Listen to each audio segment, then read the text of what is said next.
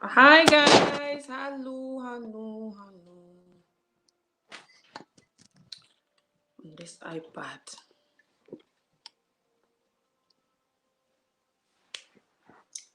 Hello guys. Assalamu alaikum. Today I'm up again to talk about this issue and just to talk about how safe is Gambia right now. Hello guys, assalamu alaikum. How you all doing? My scarf again, you know. So yeah, guys, I am back again today just to talk about how safe is Gambia and just to talk about the needle and nourishment in the Gambia YouTube channel owner that get robbed in Gambia in the live daytime in the middle of the taxi. She had her video here. I'm gonna play it in the background. She have a YouTube channel. You can go and look her YouTube channel up. It's called Needles and Nourishment in Gambia. And she's also doing wonder, like training some girls how to sew clothes and stuff, you know. Just she's one of those warriors that moved to Gambia to do great job from the US. A lot of people moving back to Africa, up seeking the stuff. Hello guys. Let me put some shea butter on my hands because my hands are dry.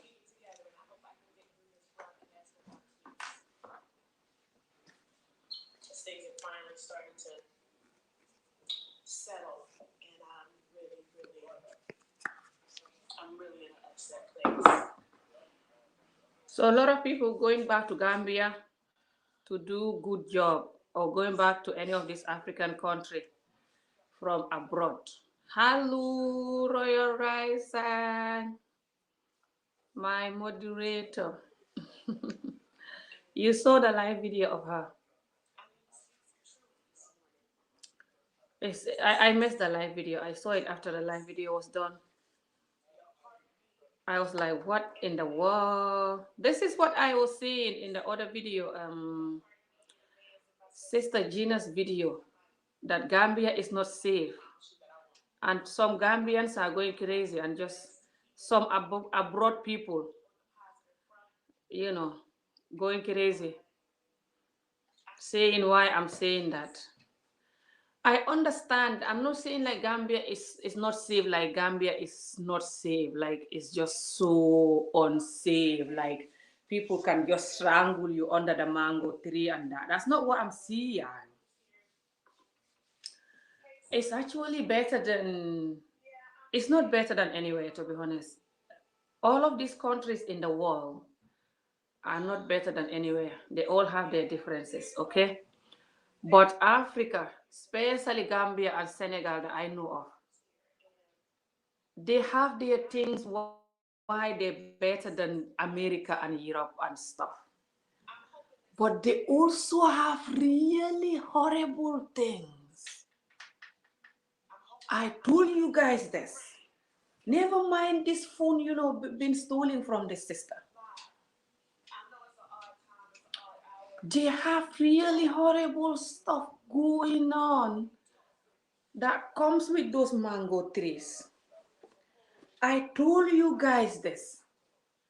Why do you think we all over Europe and America? If those mango trees was as rosy as you think they are, the mangoes are yummy, but they come with big consequences. Those mangoes, to enjoy them there, have consequences. Hi, thank you, Sister Anna. Oh, you saw it just 5 minutes before you come in. Hello, Siri. Just hello, everyone. And some Gambians,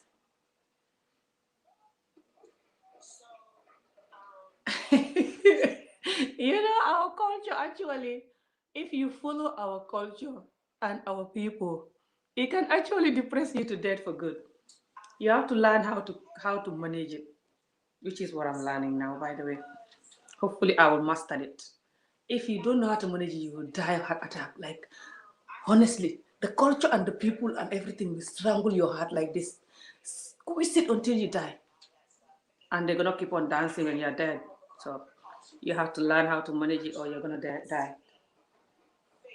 So if you want to help this sister, I have a Cash App link on the description bar.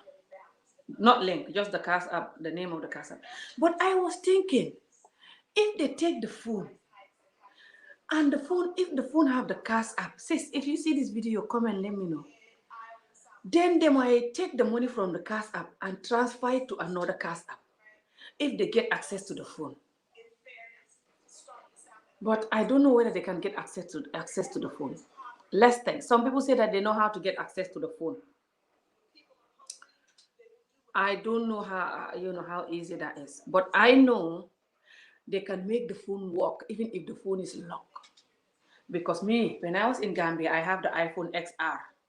When I was in Gambia, it's not up to 2 years. It's nearly 2 years now, to be honest, since I was last there. I think it's 2 years next month. Can't remember. Doesn't matter. I was there. My phone is locked because my phone was contract. That time the contract was not finished. So I got the contract less than 6 months. I go to Gambia and they told me they cannot unlock it because the contract is under 6 months. So they send me to a place where the guy put something with the Gambia SIM card. There's something he put behind the SIM card and put it inside the phone. And the phone was on and working. The Gambia SIM card was working. So they might do that with any phone that they steal. I don't know. But I hope this sister will get her phone back. The phone is a iPhone 11 or 12, something like this, like a good new iPhone. Lot of money, like thousand pound or nearly £1,000 for UK money. I don't know. And some hopeless, wicked, rude individual Gambians were talking when this woman is on. They're like, why you talking? It is always drama there. Why you talking? It's just a food. Calm down. It's just a food. You calm down. What the hell, man? Why are you guys telling people to calm down when people dying? Something happened to people. They're finding barrage. They're angry. And you're telling them to calm down? You calm the hell down. Calm your entire generation down. Because if you calm down, you will not tell people to calm down. Especially when they're going through something, they're angry. They're hot. You're bullying them, telling them to calm down.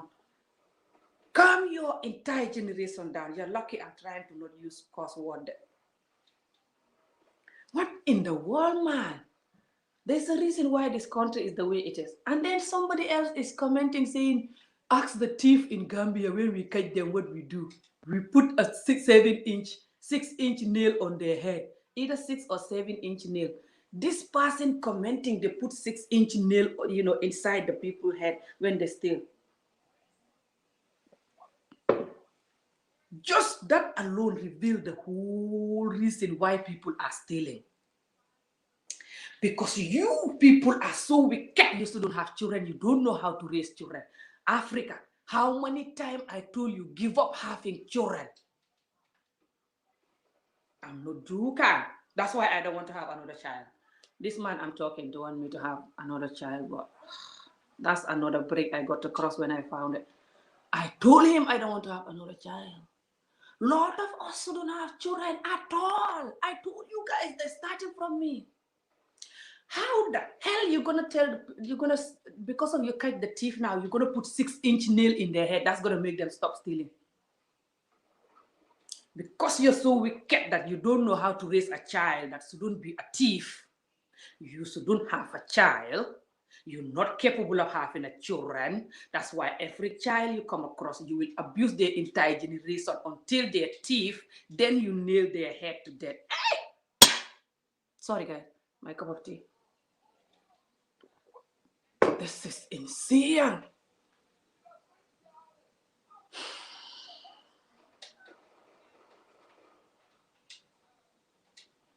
It's a lot of reason why the thieves are the way they are in Gambia and Senegal. Hi, sis. Thank you. A lot of these people are finding break. They're not gonna like any video. It's part of the wickedness too. They think if they like the video, you will go to heaven or you will make million. Who cares? Me, I don't. That's why I don't even tell them like the video. So I just tell them what I want to tell them. I don't care if they watch or they don't find a barrage. Even if one person watching, they'll hear my truth. So, but anyway, thank you. You know, a lot of the thieves in Gambia, they're coming from Senegal too. This is one thing you guys have to know. Lot of the Senegal is worse with the thief. If you think Gambia is thief, a lot of them come to Gambia just for stealing. But a lot of the Gambian children, the Gambian teenagers, the Gambian young men, or even some young women, and the adults and the government are thief too. I know that. Never I deny that or try to back that, try to put icing on the cake. Too young for for that. Lot of them are thief and from the mango trees to the lemon to the hibiscus. But the worst part is that even a lot of us learn how to steal or how to corrupt or how to be a gold digger or whatever. A lot of us pick something from the culture. Let's just be real. We don't want to change it. We don't want to confess. We don't want to change. But we have energy to argue. Why are you saying that? It's not all Gambians there. Why are you talking? You just want to make the Americans happy there. Hey! This is sad. When you tell the truth, they say you want to make the internet people happy. The other people who don't like Gambia and Africa, you want to make them happy. And then they're busy. It's not all Gambians there. If it's not all Gambians, which means it's not you. You're saying that it's not you and your family, and just the rest of the Gambians that you know that are good. So why are you commenting that? Include that. It's not you. It's not your whole entire family or your friends. You just never see any of these Gambian people that I talk about. So why are you commenting then? Why are you angry then? You just know it's not you, finish. You just watch for entertainment, or you just say, this woman is crazy, and just watch some, strawberry channel. Why are you angry? Commenting, long comment, arguing. This thing you're talking about, it's not you. Even it's not the whole Gambia. Don't say the whole Gambians are like this. Never mind the stealing. Gambia and Senegal have worse things going on than the stealing, and these worse things are causing the stealing. But people can stay all day in the Facebook arguing, talking nonsense, going to every party, dancing all day, but cannot address these important things. And when you talk about it, they say you're making the country look bad there. You're talking to destroy the country. Hey, Allah.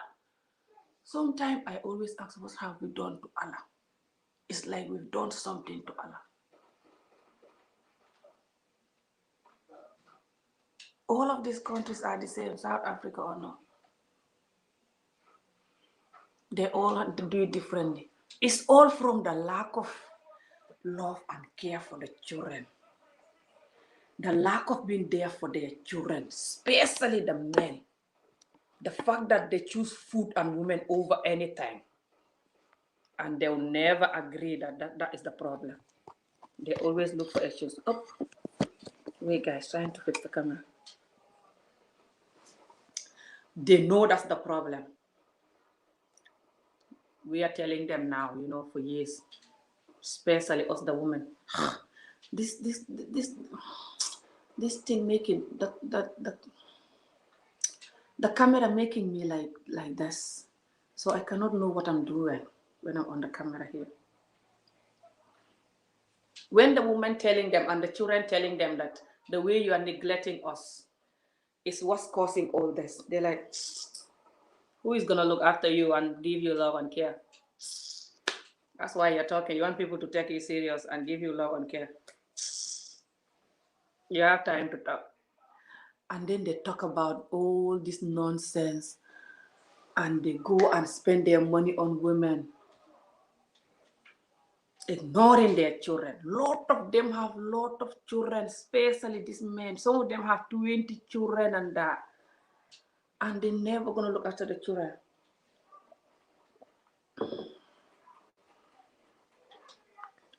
And they also train the children to be a thief because they thief themselves. A lot of them are thief themselves. They thief everybody, never mind American or someone from heaven or someone from China. They thief everybody. They thief you, their own people, brother, mother, sister, anybody. They can thief anybody they come across. A lot of them that are thief. So just so you know. But some of them do definitely choose foreign people or foreign land or whatever to practice their insane behavior and say that because these people are not from us or because these people enslaved us in the past or because this, because that.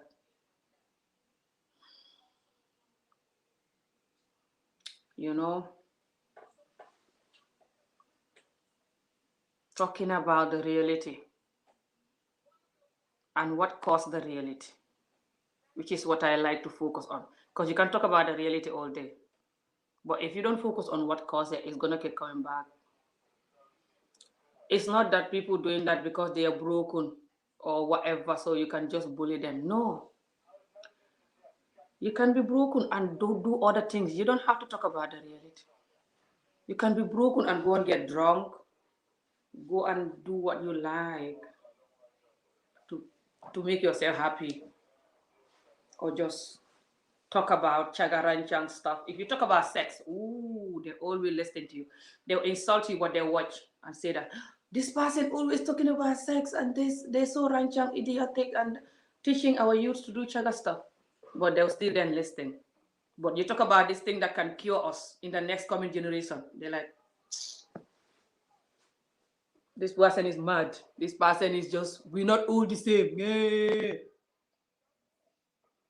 Who told you are all the same?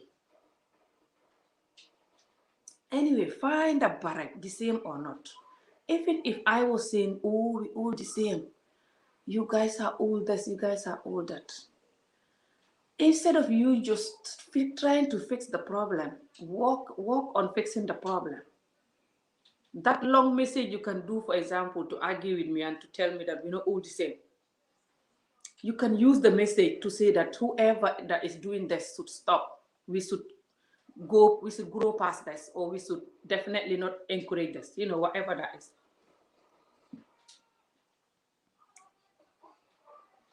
But rather, you spend long meter message, type long message. We're not all the same day. Talk about your own story. That's what you experience. That's it. What an idiotic behavior.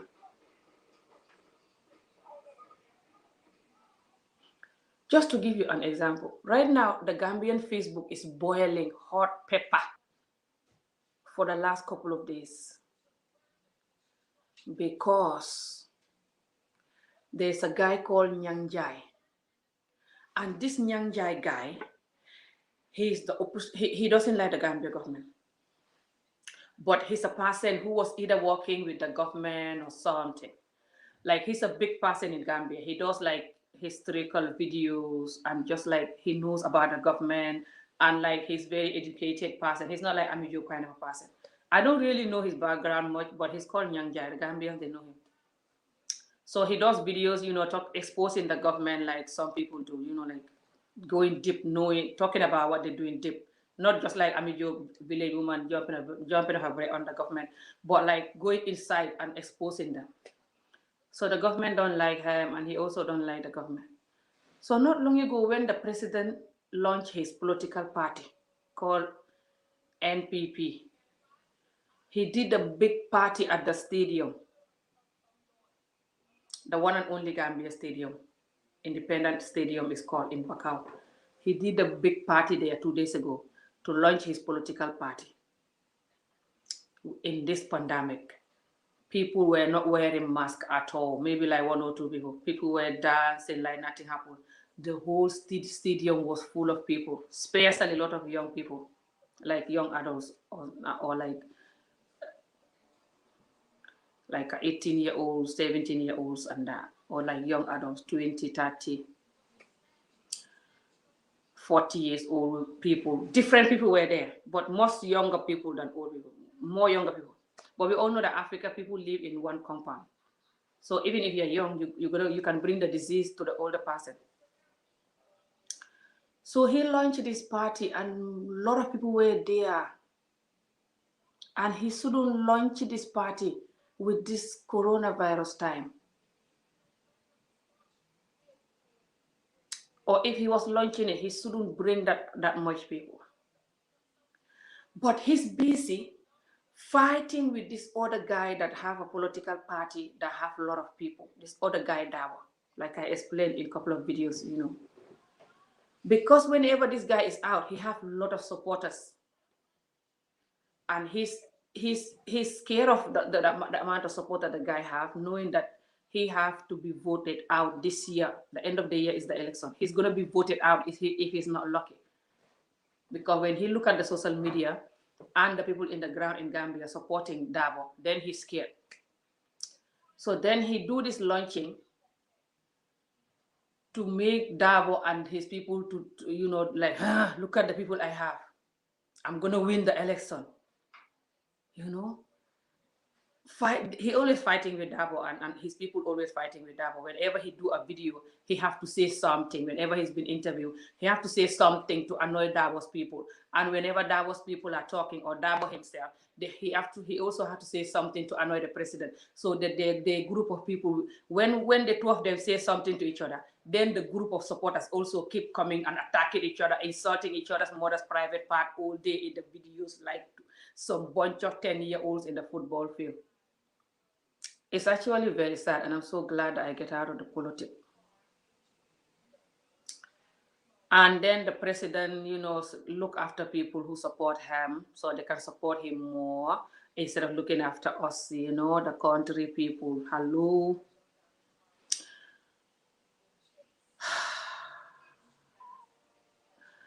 So because the whole country is going like this, whenever we have a president, the president is always busy fighting the opposition people, garwaling them, throwing shit whenever they're doing meeting.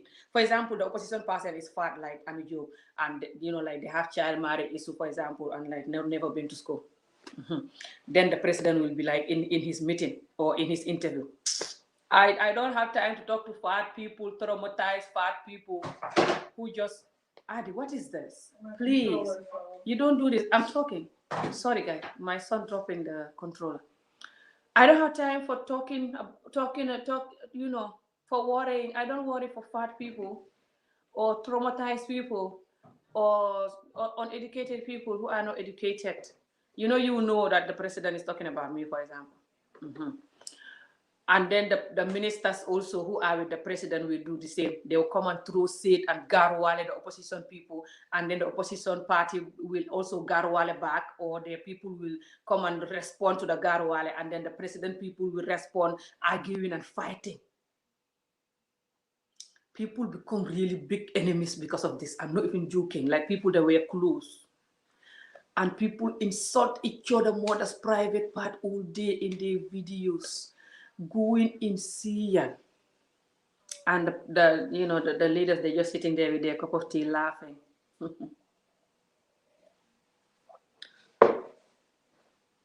And instead of helping these children, and the country.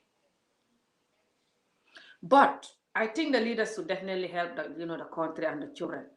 But the children, their parents are their worst enemy. Lot of these children. I told you guys this. I told you this. Thank you so much, Yusufa. I told you guys this. And you think I'm rude. You think I'm rude? You're calling the truth rude. Every truth is rude. Doesn't matter how you say it. Depend on the person taking the truth. So even if you want me to crawl, I'll be crawling saying, sir, to be honest, we are the problem. Billahi, we are dying. We are the problem. Help us. You're still going to say, she's mad and rude. Now she's not just rude, she's mad. Why she's crawling, begging like this? You see how we cannot tell you the truth no matter how much we say it? Find a barrage and know the truth. Doesn't matter how much we tell you it, you are going to benefit from it. Doesn't matter how we tell you it crawling or not. You are the one going to benefit from it. How hard is for you to get that? Africa, all of Africa, you, African parents in general. Africa, African men in general. Stop creating this amount of children you're creating and you cannot look after them. Life is not about food, sex, woman, food, sex. No. Life is about living the reality, be honest, protect the woman and the children. I don't care if you are not protected yourself. Stop stressing the children and the mothers. A lot of these mothers cannot look after the children there because the children's father have 2-3 women or two women most of the time, especially in Gambia, two wives and then other 2-3 girlfriends, on one wife and then 5 girlfriends. And these girlfriends are expensive to look after. African women, when they're single, they're living with the mother. Most of the ones that are dating, they want to look like Beyonce all the time, like a sex slave queen. And it's very expensive to buy the Brazilian hair in Africa. It's very expensive to buy all this stuff. Is expensive. And they compete. They always have group of friends, the slave queen, ranchang idiot ones. They always have group of friends that they compete with clothes, compete when they go to a party, which there's 2-3 party a week almost every time. When they go to the party, they have to compete who look nicer, who look more expensive, who have more expensive stuff. And they're all getting it from these men, different men. Because they know these men are sick, leaving their children, which they should invest their money on.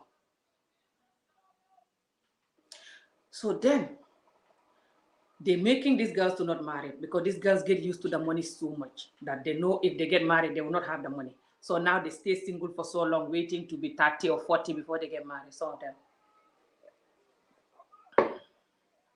And then also, a lot of them that are sexing them and giving them money will not marry them because they don't trust them. They know these women are ranchang. So then when they want to get married, that's when they'll marry underage girl.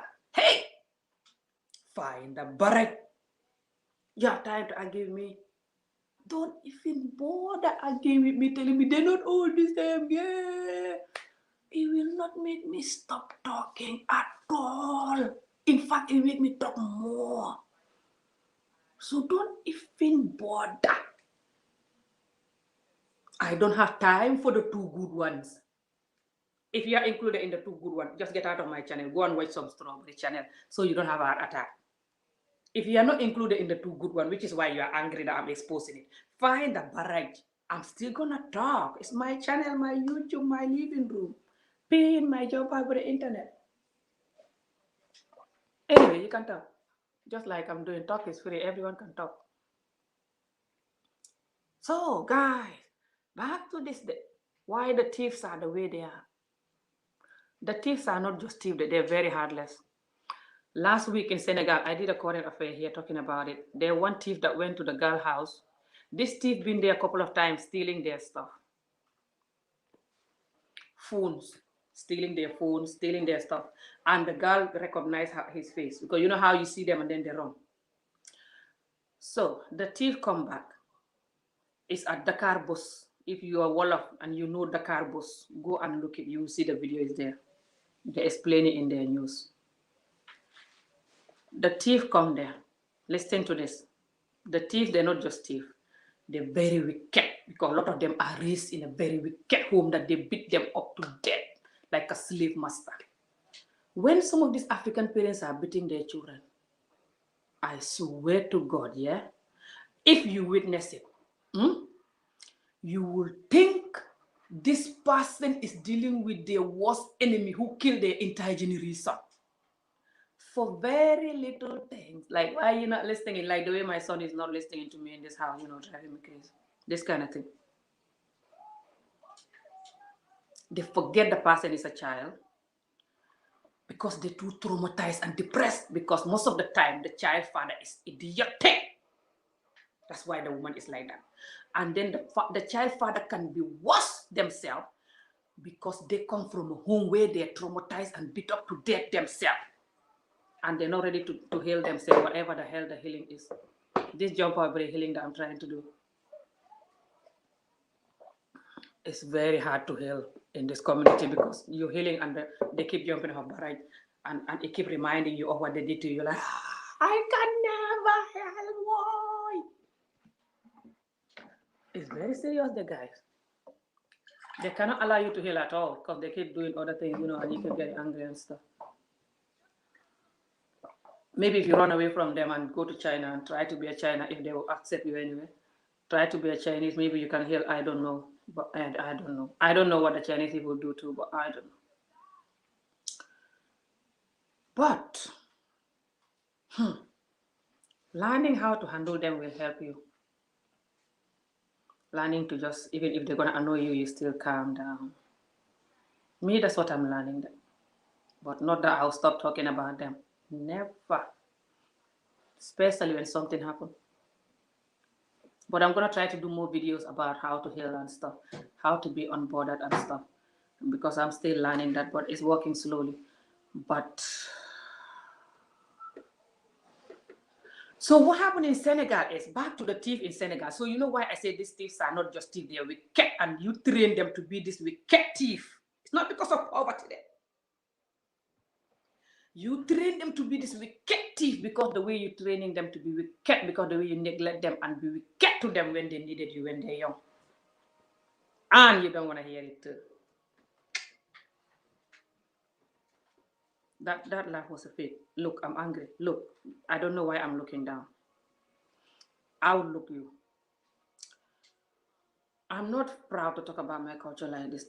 That's why I don't even have eye contact in my videos.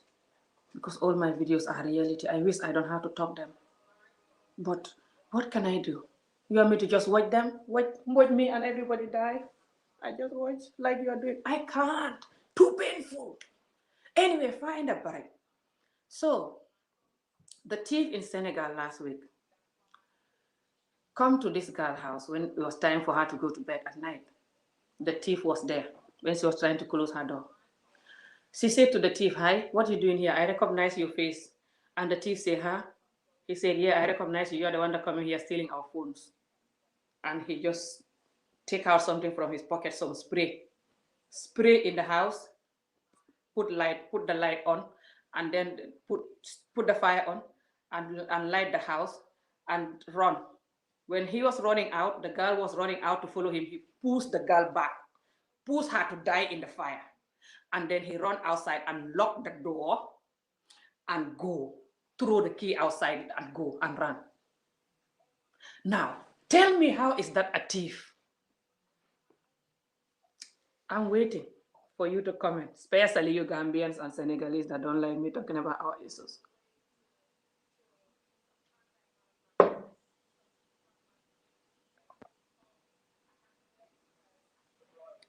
Waiting for your comments? Or shall I continue? There's nothing to comment here.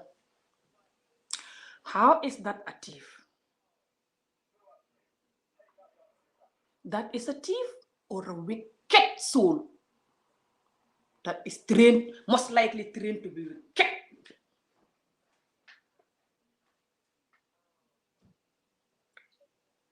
Senegal, this 2020, there was a woman that was beating her child until the child died.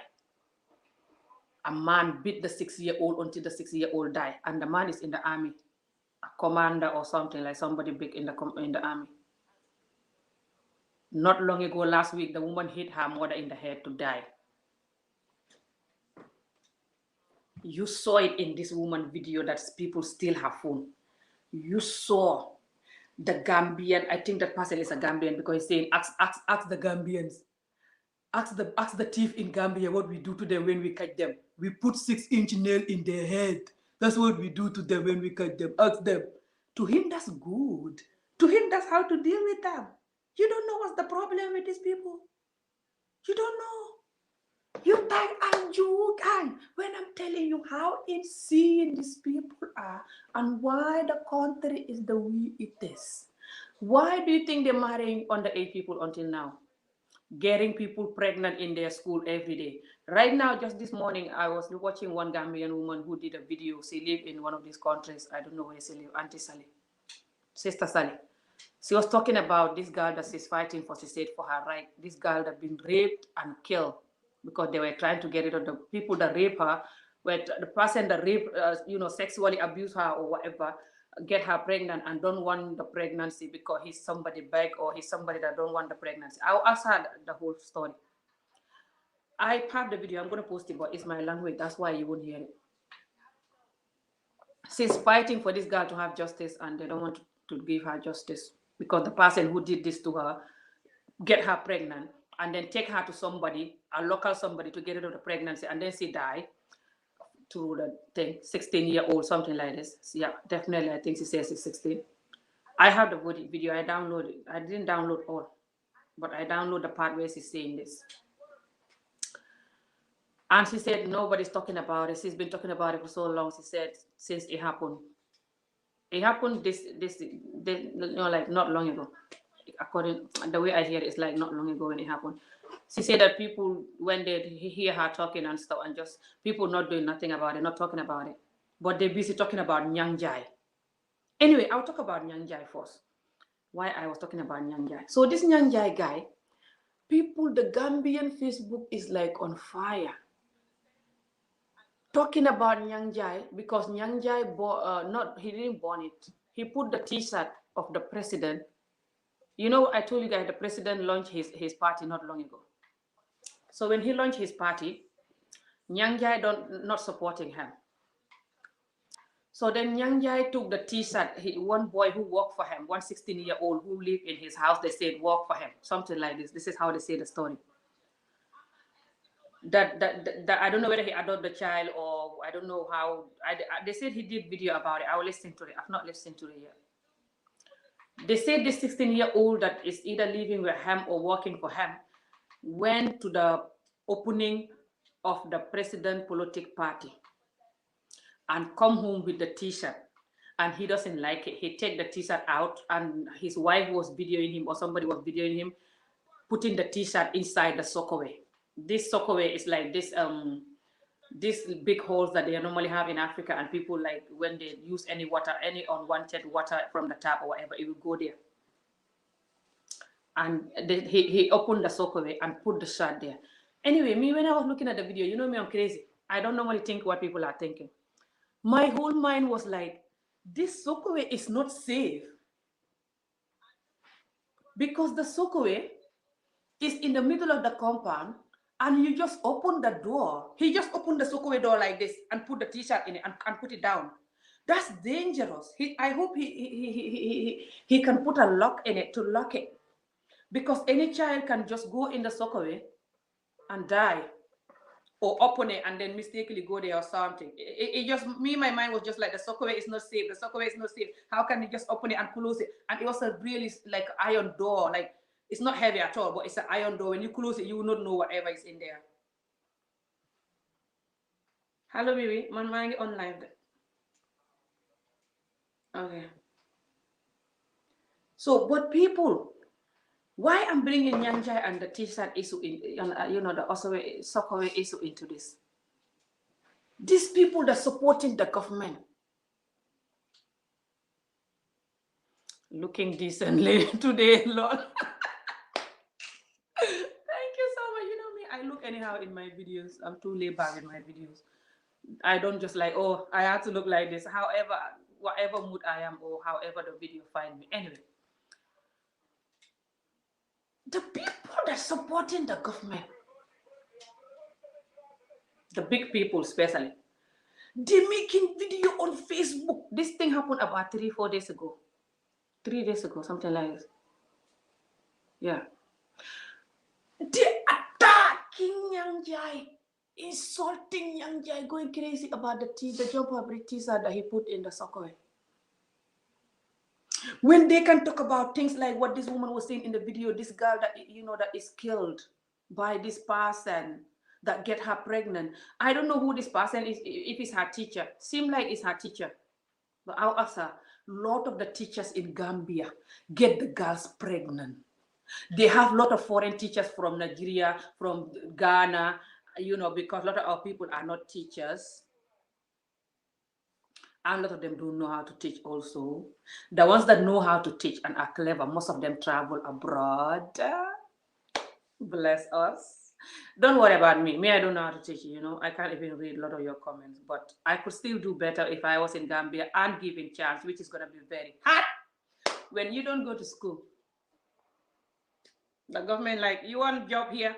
You want to talk and criticize me and my people? You cannot even read a joke. Go and talk on your Facebook. I'm not giving you any job. For example, if I was there and want to have a place in the government or in the children, something to help, they'll be like, you cannot read nothing, find a barrack. Even though a lot of the things that they're going to need you to do, you will know how to do it. Because they're office people that go to school. If you deal with them, you know that you're more intelligent than them. As long as you know how to spell mango. A lot of them cannot spell nothing correctly using basic grammar like Amijo. But anyway, they'll still give them that because you've not go to school. You've not go to school, they'll put you down, deny any opportunity for you when they will not put you to school. I don't have problem with that. But you don't even put me to school. They never put their children to school. They busy sexing women. They only after women and food. A lot of these African men. All of them, Gambia or not.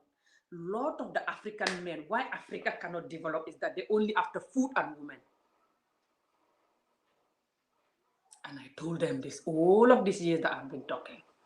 And they never listen to me. Of course, they will not listen to me. They're selfish. They rather run away from my videos and watch some Ranchang Chaga video where people talking about sex. Was the lady killed by her son in Gambian? Yes, she's Gambian. She have 8 children and the older one killed her. A lot of our children are revenging now.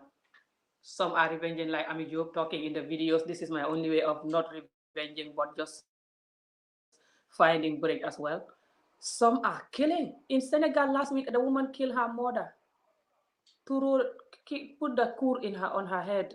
I don't know how to say that in English. What the hell, man? I'm trying to put the link for people who want to join. So what happened is, it's easy to fix our community, but the men have to be real and ready to face the reality and stop taking advantage of the women and the children. A lot of the women, they don't want the too much children. The man forcing them to do it. A lot of the women are also having the too much children because the men, they don't like male child. Sorry, woman child. They hate woman child, a lot of them. So when the woman don't have a male child, they just keep trying to have more children so they can have a male child. Oh, this white guy want to come into the video again, and he doesn't even know what I'm talking about. Hello, come in. The reason why I like to talk to you so much, and other I'm channels, like sorry. sometimes no, but you know what it is. It's I like to always watch different channels on the internet and everything from all over the world, and I prefer. And I know what sometimes you recommend other chats of other people talking, and I prefer to learn from the actual people from certain countries because a lot of times the news, they take the information and they just make a distortion. You know what I mean? They distort the truth. Sometimes it's not lying. They just shift it around. You understand? Yeah, You know what yeah, I yeah, mean? yeah.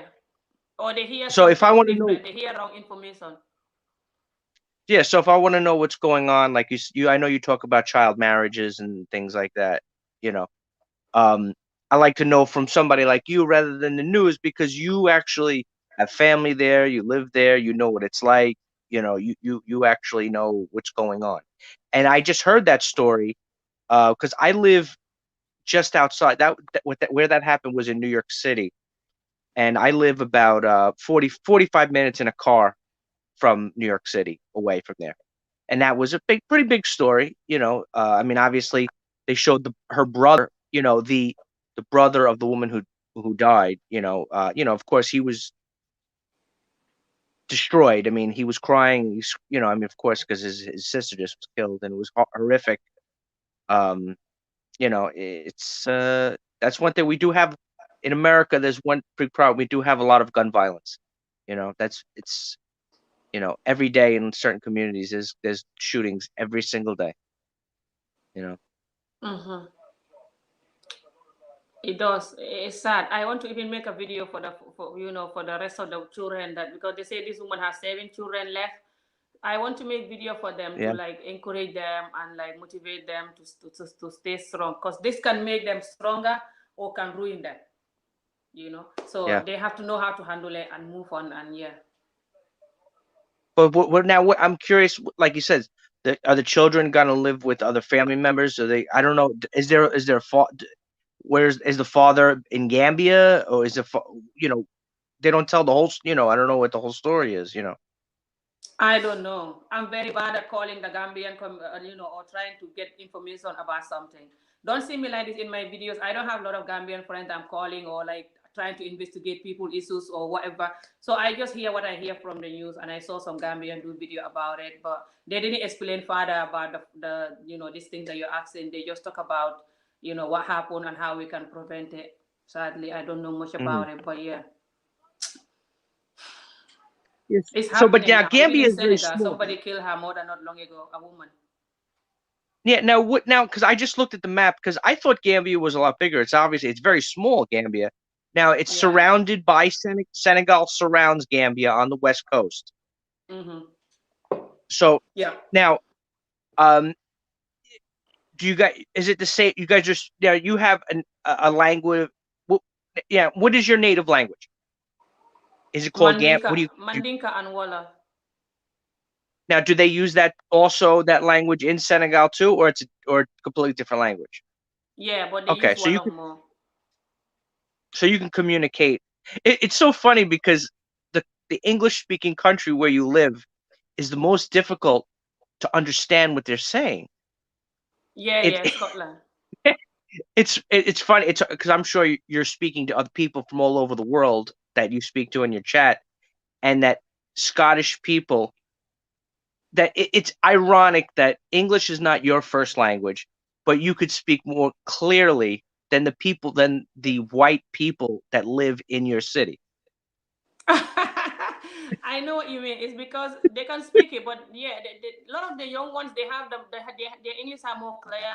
But yeah, the older ones they have very strong Scottish accent. Yeah, it's just Yeah, because of the Gaelic English. They have an original English that was here before England invade them.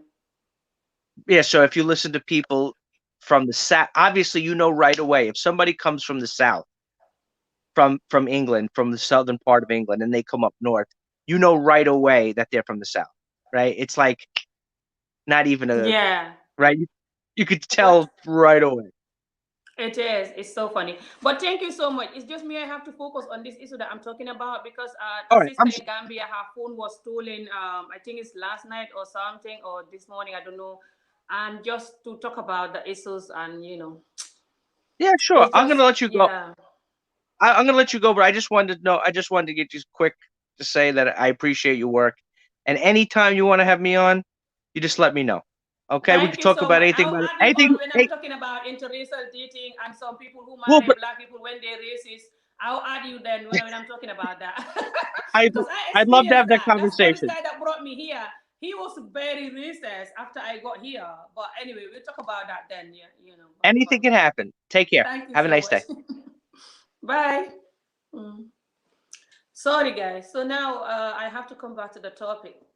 So it's the reason why these children are stealing, and going crazy. And my camera is not, my thing is not sitting properly. But they're not just stealing, they're very wicked. Just over about a month now, I say this in video even. My niece had have two phones stolen by her, but one is her iPhone set X, iPhone 7X, iPhone 7 Plus, sorry, and then the other one is my little sister's phone. But it's so weird how this phone is stolen by her. Listen to this. The guy who stole it, they say there's some people coming from, they're not Gambians. They say they're coming from, I don't know where, Guinea-Bissau or these other countries. I can't remember. Like they have some magic something, some juju something, some spiritual something, knowledge. So like when they want to take your money or your anything, if they just touch you or they just talk to you, or but they say normally it works when they touch you, either they grip your hand or they have to just touch anywhere in your body, and then you just do whatever they said. It's like they will hypnotize you or whatever when they touch you, or when they just have access to you. But people that this happen to, they say they normally touch them, like greet them or something like this. Before then, they can tell them to give them their money. Some of them, they will be going to the bank, or they just come out of the bank and they greet them, and then they will just tell them, "Do you have some money with you?" And they say, "Yeah." They say, "Give me," and they just give them all the money, and then they disappear. And after a while, the person is like, "What happened? Somebody just asked me to give them my money." This kind of thing. Or they even tell them, "Go to the bank. Do you have more money there?" They say, "Yeah." They'll say, "Go and bring it." And they'll just go and bring all without saying nothing. It's like you're like a zombie. Whatever they told you, you just do it. And these things happen, by the way, in Gambia and Senegal, and this other Guinea and all these jump have other countries. So I used to hear it, but I never used to believe it properly. You know me, when it's come to this spiritual thing, I'm like, fine, but so it happens to my niece not long ago. My niece until now don't have a phone. I got her another iPhone 7 Plus, exactly like that, 7 Plus, with even more storage, but no one to take it. I don't have somebody to take it for her, so the phone is waiting. So the person, my niece was going to video, these children that I told you guys, that, that I'm trying to pay for their school. The first children that I pay for their school that I have the video here. That's the day she was going to video, to interview their mothers. So she was going, and she met these two guys. They have this nice big African dress on, something like this. One of them.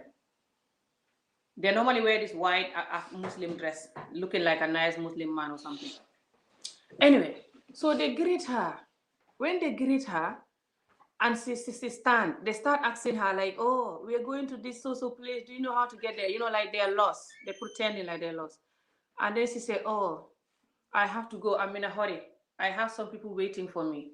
I have something that I have to go and film." They said, "Yeah, please just help us." And then one of them just put his hand like this on her shoulder. And she said the moment the person did that, she's just like, she doesn't know what she's doing anymore. Like, and then they just tell her, "Come, sit down here." They tell her to sit down, and then she sit down because there was a bench next to the shop or something, or outside a compound or outside a shop. They tell her, "Sit down," she sit down. Yeah, outside the compound. Those benches that they normally concrete there. They tell her, "Sit down," then she sit down. And then they say to her, "Oh, just asking her stupid question like, 'Let me see your phone,' or whatever." And then she hand over the phone to them. And then they tell her, "Do you have another phone?" She said, "Yes. My sister have. Do you guys have another phone in your compound where you live?" She said, "Yes, my auntie have phone, which is my sister. This is my niece. My niece is like around 30. She's not young, very intelligent, a pharmacy person." They did this to her not long ago. So then they said to her, "Oh, go and bring those phone. Go and bring that phone." Like a child. And she just ran and asked my niece and asked my sister and said, "Borrow me your phone." She said, "What happened?" She said, "Just borrow me. I have to call somebody." And my sister gave her phone. She run back and give it to those people. And the people take it. No, when she was running back, she met the people on the way. They're like walking, following her. And then she met them on the way, and they took the phone from her, and then they went. She ran away to where she was sitting with them, like, and then she's like, she's going mad. And then for a while, and then she had to sit down, try to think what's happening. You know, like it's like she's not well or something. She couldn't remember what's happening fully. She know what's happening is wrong, but she don't know how to stop it or something. And she had to sit there for a while. And then everything just went. It's like now she knows what's happening. She come back to reality. She's like, my phone. Where's the two guys that I was talking to? And everybody's like, what two guys? Somebody come out of the shop and like, yeah, I saw you talking to some two guys here. What happened? She's like, they took my phone and they took my little auntie's phone. The people run around the neighborhood to look for this man. They did not find them. They went to the police, nothing. And her phone have the I thingy too, that find my iPhone thingy.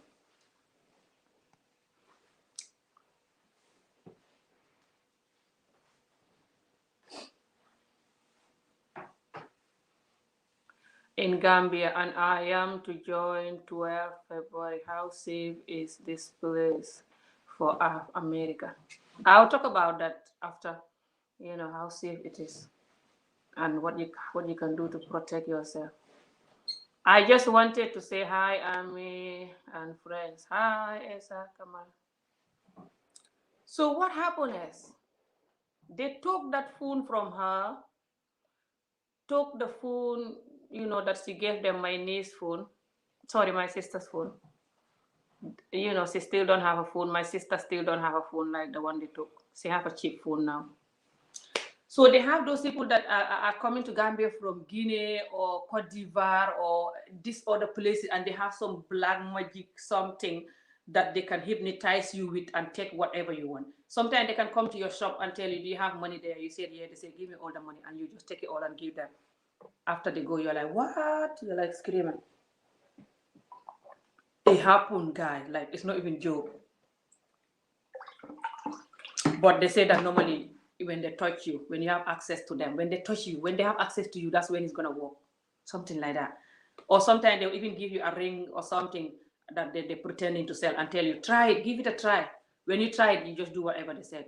So be very careful, especially if they look foreign and they have foreign accent, to give anyone hand or to allow anyone to touch you or give you anything to touch or use or near.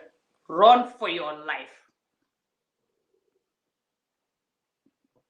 Just have to say that before I can continue the topic. The topic is about these things I'm talking about right now. You have to, if you just enter, you have to then wait, maybe you will know it. So they have those kind of teeth, and most of them are not Gambian. I've never seen Gambian one from them, from this kind of one. They're in Senegal too. Everyone is talking about it in the videos, in the news. They're real. This kind of hypnotized slash juju slash hopeless kind of thief. By force, you thief yourself kind of thief. They have them. So, just so you know that. Now, move on to this Gambian, and Senegalese thief. So the Gambia have a lot of thief that are Gambian, Senegalese, some Nigerian, some other foreign thief. But a lot of the Gambian men, especially the young men, they are thief because they use drug. A lot of them smoke weed now a lot and use all these other drugs. You can see our country not long ago, the port, they caught 2 or 3 container of drugs, something like this. It's in the news. You can look it up in their news platform. Well done to the government for catching that drug. But I don't know what they're going to do to the drug when they catch it. So what they're going to do to the drug when they catch it is the problem. They're going to bring it to the country and sell it themselves and use the money. I don't know. But they've been catching some drug people in our port. People bringing container of stuff that they say is sugar or is salt. Some big bags. They call it sugar and it's not sugar, it's drugs. Giant bags like this. Giant bags. Lord, in a container. They call it sugar or salt or whatever. And it's drugs. They've been doing that. This government been catching them, it's good that he's catching them, but I don't know what he's doing when he catch them. That's the problem. Because the Africa police, the Gambia police, and the Africa police in general, when they catch drug stuff, they sell it again and use the money. So that's the problem about that. So a lot of these children are thieves because a lot of them don't have opportunity to go to school. They're like these children that I'm trying to pay for their school now. The amount of children that are sitting under the mango tree right now as I'm talking to you and they don't have no school in that small Gambia is insane.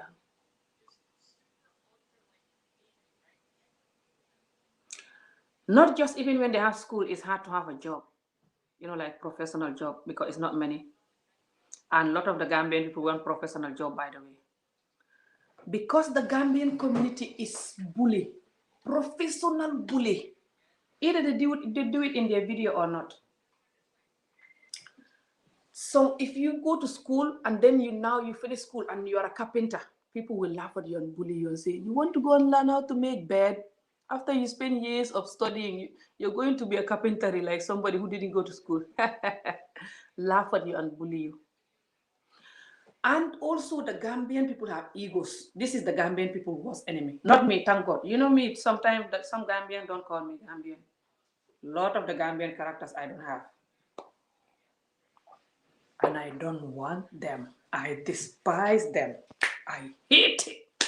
I will never adopt them, even if you pay me 1 million. They disgust time. It's They're the reason why we are poor the way we are poor. Gambians have ego.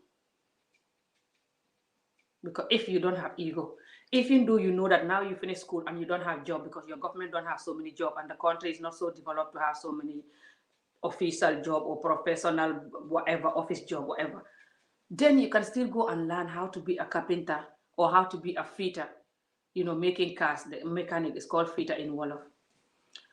Or just how to make a dress or how to sell fish or how to do something. All of this you can make money. There's a person in Gambia that my brother was telling me not long ago. Even my brother wants to do that job now. I was like, got this. Just growing cucumber. And he have this small land. It's not even his land, it's somebody's land. They borrow him the land because the person is not developed in the land now. He sell cucumber there. He grew the cucumber. These cucumbers, this person making hundreds of thousands from this cucumber that they have to buy another land and build it from cucumber.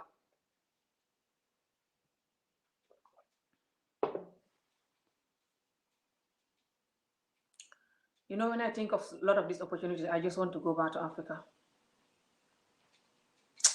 But it's a lot of reason why a lot of us cannot just jump and go back. It's not just because there's no opportunity. Or when we go back there and we are back to normal square one, people will bully us and yell at us. Of course, they will bully you to death, but it's not just that. For someone like me, I don't care about the bullies. I'm used to it. The moment you grow up in Gambia and you didn't go to school, you're dead. Every day people will bully you for that. Like you are supposed to register yourself from when you're 5 to go to school. So I'm used to the bullying, especially when you're vocal like me. That's even worse. So the bullying is not why I'm not going. Like when I go and I don't have money, people will bully me and laugh at me. No. It's just this, and you're going to go back and you're going to see them happening. And you just want to strangle the whole country and just strangle yourself and everything. And you're like, and they don't get it. They're like, you're crazy. Calm down. What's happening? Just calm down. They also bully you by saying, calm down, calm down, calm down. Like you cannot calm down. It's a lot of reason why a lot of us are here. It's beyond just you can have money here. There's no money here, to be honest. Well, depend what job you're doing and what you're doing. But for someone like me, it's no money here at all. Because every little money I make, I send home to support the people that I'm supporting, So I'm just like, But jokes aside, even if I don't have any children here that are going to school, it's still going to be very hard to just pack up and go. because it's another heart attack when you go, especially now that you get away for so long and you know that what they're doing is so wrong, and you come back to the wrong looking at it, and you talk, they call you name. The people that are going through it, they will know you're telling the truth. But the other people that can stop it, that is causing the pain, they will not. They will insult you, especially people in power. They will just bullshit you. For example, you tell them to stop underage marriage, to start arresting people, jailing them for it. When people rape people or getting their students pregnant, or just people in power molesting the younger people, getting away from it, they should jail them and do stuff. They're like, look at this mad, traumatized person. Next, bring me some big ass woman who I can sack tonight in a hotel room. So, under the mango tree, it's very safe and nice if you are lucky in a safe neighborhood. But the rest, you know, when you guys just go to Gambia and you buy a land, you know, in these nice areas, and you just enjoying life, or you rent a room somewhere enjoying life, you don't know nothing about it. You're like, Gambia is safe, it's nice, it's heaven. It's nice for you, safe for you, heaven for you. The real Gambians, the inside Gambians, the young Gambians, the Gambians women, the real local Gambian women, far from safe. The rest, the other Gambians who have better life and have so-called safe life, they don't care about those ones. And they're the only one that can get rid of, can help them to make them safer. They will not, because they have access to these people in government, or they are the people in government themselves with their wives and children and family members, you know. They just gather and take money and help each other, send their children abroad, link with each other. If you are a minister, all your brothers and sisters become rich. You help them, link their children, get them visa, link with them, give them money to have business. You're busy doing that instead of focusing on people under the mango tree.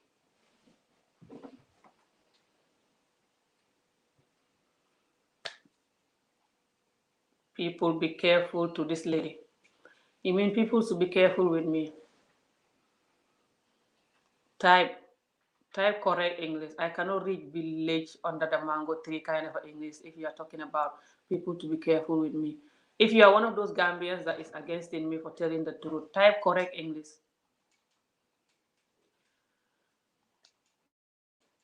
Who is threatening me? They're threatening the entire generation. They're threatening won't work for me.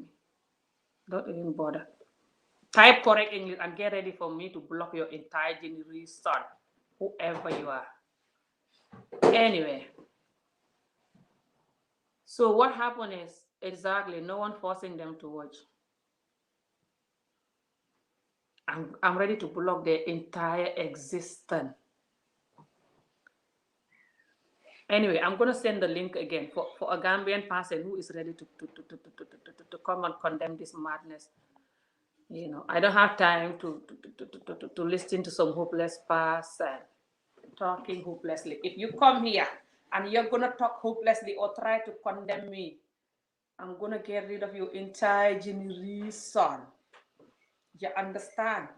You have time to joke. Me, I'm a comedian, but I don't always joke. Too many bridges for that. So what happened is Gambia is safe if you have a good life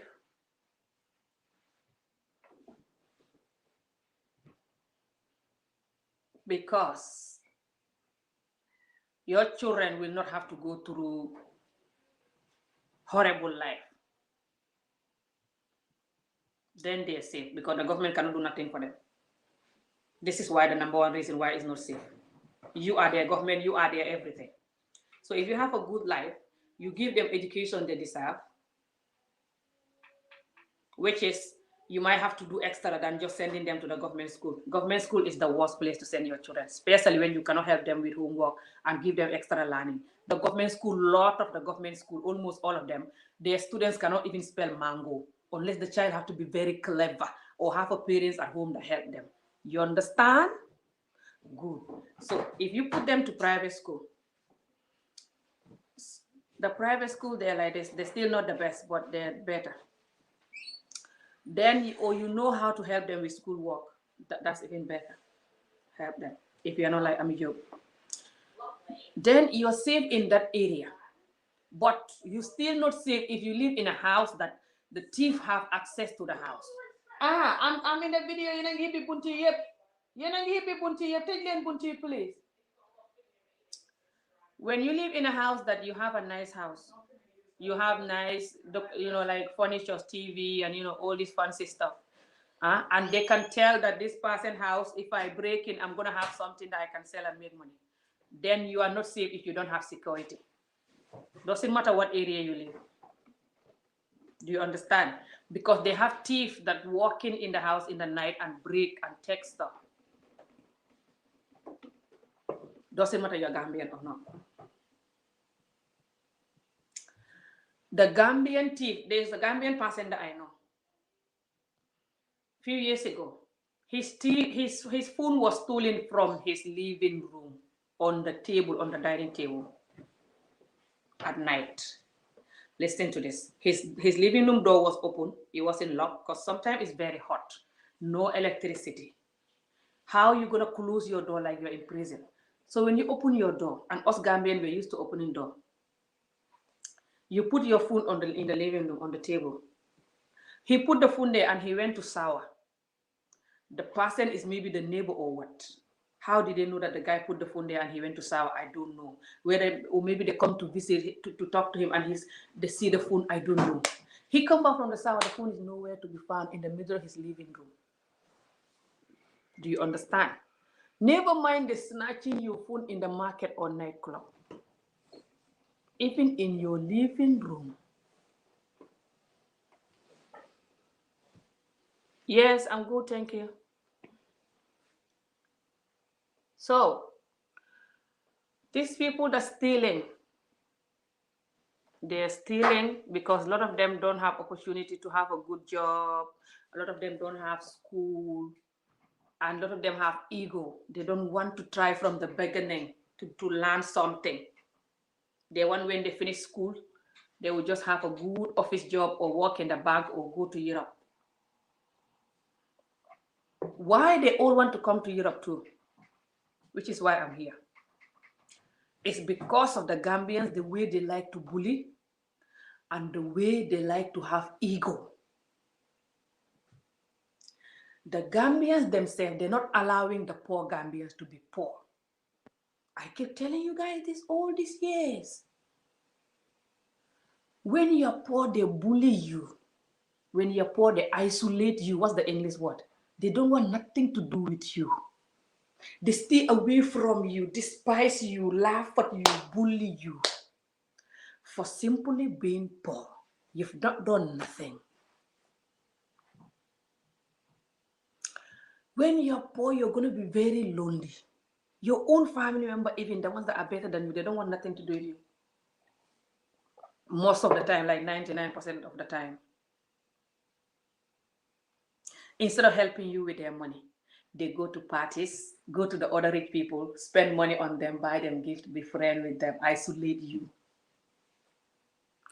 A lot of these boys, they come from a home that their father have different wives, different children, cannot feed them all, neglecting them, only care about his sexual desire when a lot of them cannot even sex woman correctly.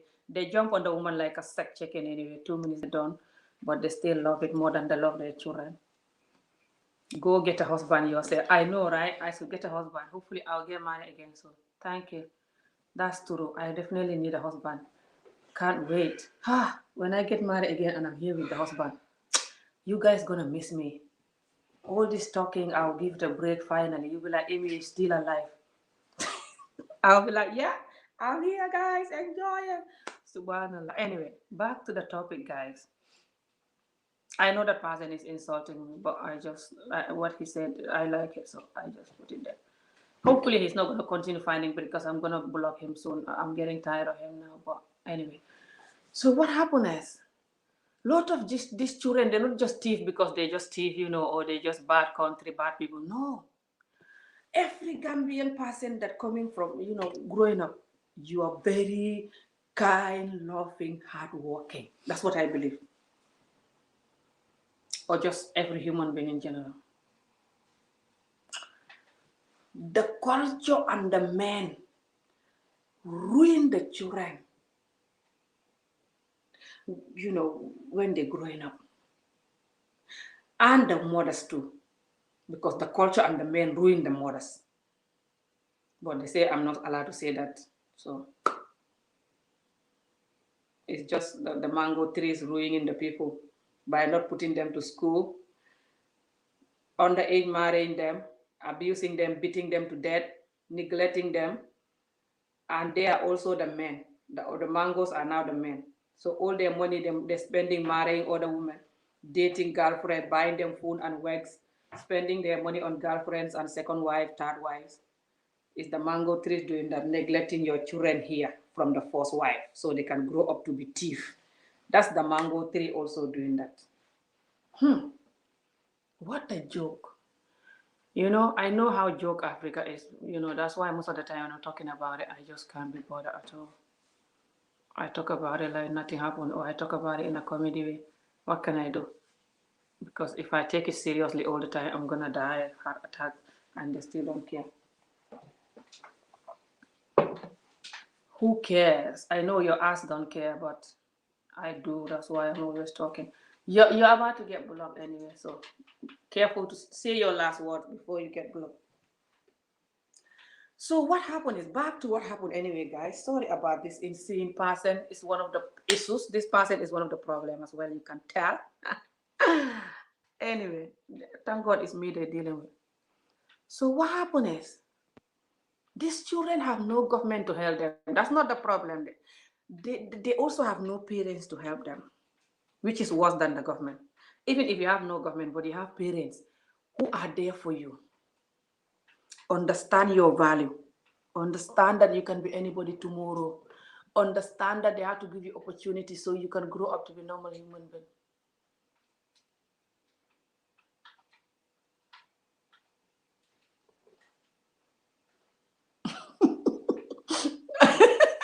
In the Gambian culture, the woman of your type still not married is seen as a disgrace. I mean, job.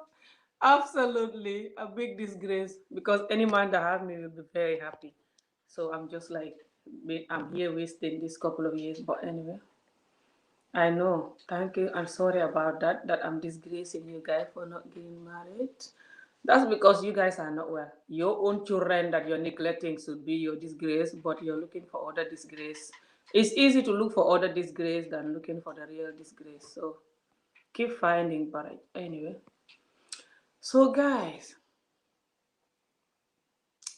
back to the topic. Nothing will stop me from talking about my culture and these people, their behavior. So they can find a barrage for all they want. So what happened is, Omar, you really have time, don't you? Don't mind this sick Omar. Ah. So what happened is, the children, back to the children, why they thieving them?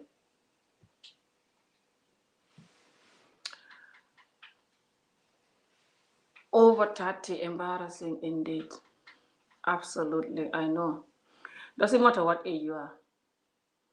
Just not being married is not embarrassing, but it's not fun at all, especially for me. Because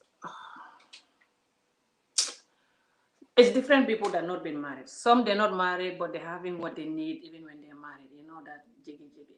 If you're not married and you're not having it, and you're like me, who is a Libra girl, who is like, I always miss it. So it's my own disaster, not yours. It's my own. It's not embarrassment, but it's my own. Like I need a man sometime, But I'm still trying to like be careful. And it's hard to be honest. But you can use it to bully me if you want.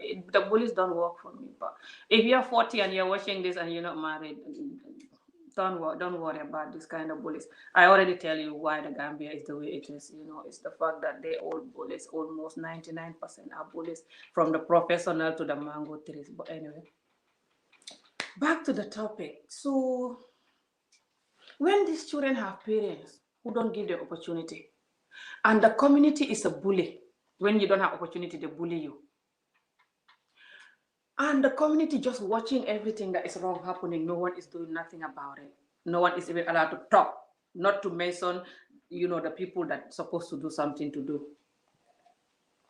do it. Then you can imagine how hard it is to be a good person in a community like this. They don't allow you to be good. The community itself don't allow you to be good. It's better I throw my hijab. Never. I love my hijab. Don't mind this. Omar is just miserable, whoever the hell he is. Get healed, Omar.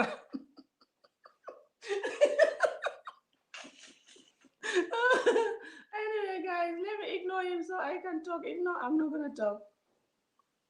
You guys just ignore him. I will block him soon if he continue going insane. This is serious. That this topic is serious. That, like I said, the sister, her phone is stolen. I put her paper, not paper, her cash app on the description below. The cash app name. You can look at it and donate her money and help her. But I'm worried because the cash app, like me, my cash app here, if someone have access to my phone, they can transfer any money that is there to another cash app and then cash it. I'm thinking, huh? What do you guys think? You think that's a safe way to send her money? I don't know. Anyway, I hope she's gonna come in, and you can also look, her YouTube channel is called Needles and Nourishments Gambia. Some of you that know it in the Gambia, some of you that know her, you can maybe try to donate her in another way that is safer than the cash app right now because she doesn't have the phone. I don't know, but I saw her put her cash app on that video. That's why I just put it on my description bar to tell you guys to donate her. But I don't know how safe it is to put money in the cash app now. You are downful about Sue TV. Perhaps you are downful. I don't even know what this person talking about. Sorry, yeah, I know. The haters, they make me laugh sometimes. Even when I respond to them, they make me laugh. So it's not like I respond. Haters do get me mad, but not often at all. But I'm just human. Depend what time they coming at me. But now I'm more far into my healing journey, guys. So a lot of things that was bothering me even last week, they don't work today. Every day, the things that were bothering me yesterday don't work today. That's how my healing is now. I'm at the edge now. So thank God. But yeah, this community, guys. So because the community don't allow you to stay poor, like I said, because when you're poor, they bully you, isolate you. You don't have no right. The government, even when someone slap you, you take them to police, you can get away with it. They will get away with it if they have money. If they have $10 to bribe the police, you're lost. They'll tell you, you shouldn't look at them like this, or you shouldn't talk to them like this. That's why they slap you. You shouldn't do that, it's your fault. Or they'll be like, take them to court when they know you don't have no money. They'll just find a way to close the case. The people who have husbands or wife or family member in the police, they can get away with so many things. Whatever they did to you, you take them to police. Their family, they will call that family member police. That family member police will call the other boss of the police.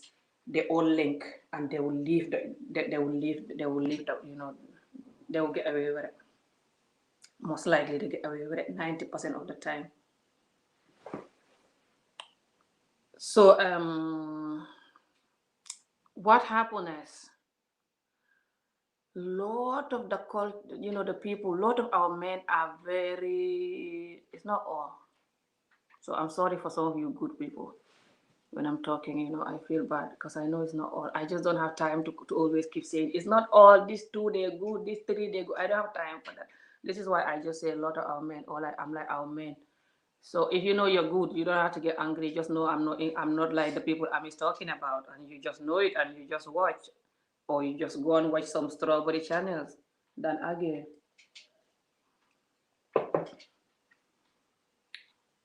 the culture also have something. Listen to this. They said this is a Gambia and Senegal saying, which is one of the stupidest thing anyway.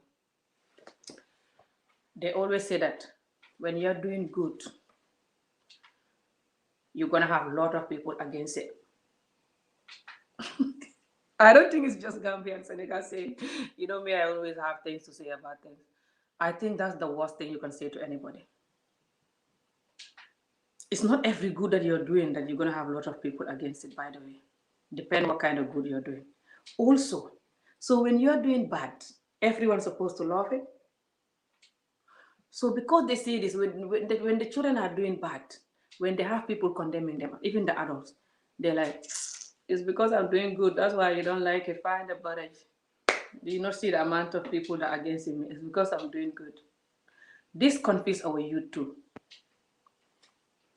So I don't know why I put that there, but that just come to my mind. I wanted to say that. But anyway, back to this jump break topic.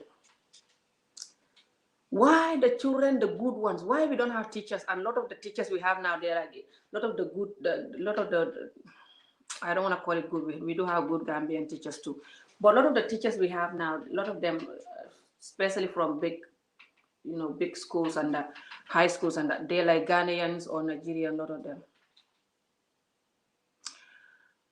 and they abuse our children, sexually abuse the students all the time. A lot of them. The children are afraid to talk because when they talk, they use it to bully them. Just like they use it my child Mary and my story that I'm telling them to use it instead of they use it to help other children to not go through it. They use it to bully me. Just like they're doing that to me. You are seeing it. They do that. That's why everyone is like this. Even if they have worse story than Amijo. So then they hate the country, they hate the culture, they don't know what to do, they don't trust the men and the country. So they just want to leave money or not. A lot of us leaving to come here is not because of poverty, that's why, no. Some people don't come from that extremely poor family at all. But they've gone marry a foreign person to come to Europe. It's almost like they don't have peace under the mango tree and settle. Because of the way the mango tree is so hot and everything around it, and they're not allowed to talk. And people bullying them. That's why they look at the country just like some zombies like that. They cannot see nothing. The country have a lot of opportunities. Even me, all of the opportunity I'm seeing now, if I see it, then I'll never step my foot here. But I couldn't see it when I was there because of what I've been through there. Do you think when someone really trouble you, you will see the good in them, or you're just going to focus on the trouble?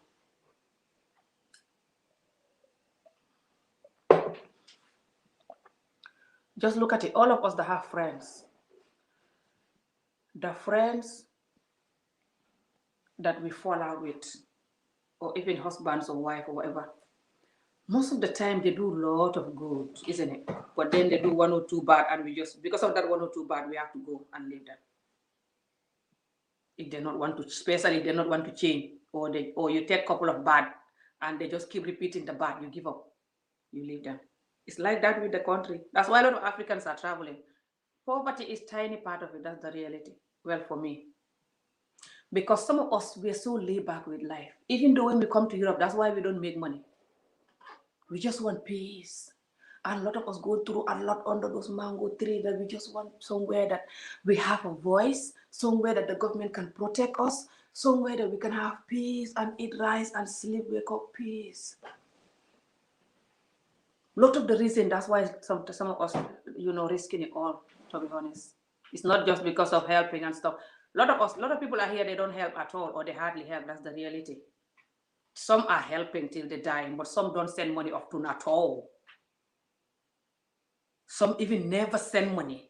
I have a relative, in one of these European countries who hardly send money at all, and he's working full time all these years, and he's still not going back. He bought houses there, but he's still not going back. Have a wife there, still not going back. Have a child there, still not going back.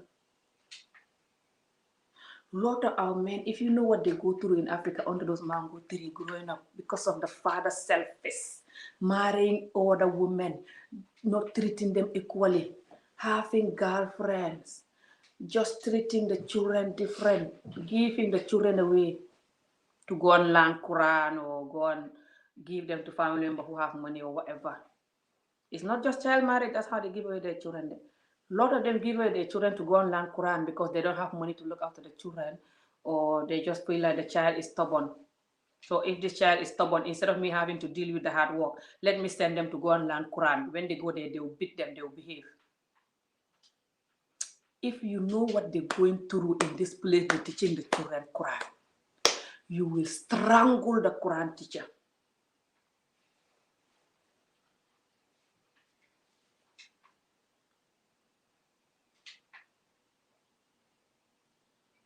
I know there's no such thing as perfect. So I just have to understand it now and sort up. Just like you understand it and sort up. You're not doing video talking. So I have to do that. We all have to just do that. Nowhere is perfect. I know nowhere is perfect. But you're happy to watch us dying in the sea trying to come here. You're happy to watch us, our children all turning into thieves. Our girls sexually abused, traumatized to death, throwing themselves on the men because they don't know their value and going crazy. Just all of this. You're happy to do that. You're happy to watch that. Watch it. Because the talking is not easy. You can see how this asshole is bullying me the whole time for just talking, and just the rest who are not commenting. So the talking is not easy. But how do you want us to just understand it and quiet, talking about strawberry and laughing all day? No one is doing that. Don't even bother. Well, I'm not doing it. But you can waste your energy telling me nowhere is perfect. I know nowhere is perfect. Even Scotland is not perfect. I know it. That's why a lot of their children are on drugs and going crazy. They have thieves here too and stuff. I know it. But I'm talking about my country. So I should close my channel. Because if I'm going to talk about my country and talk about okra soup and mango, I should also talk about the stuff that can even stop you from eating the okra soup and mango peacefully. It's more important to me. So why you expect me to just focus on whatever?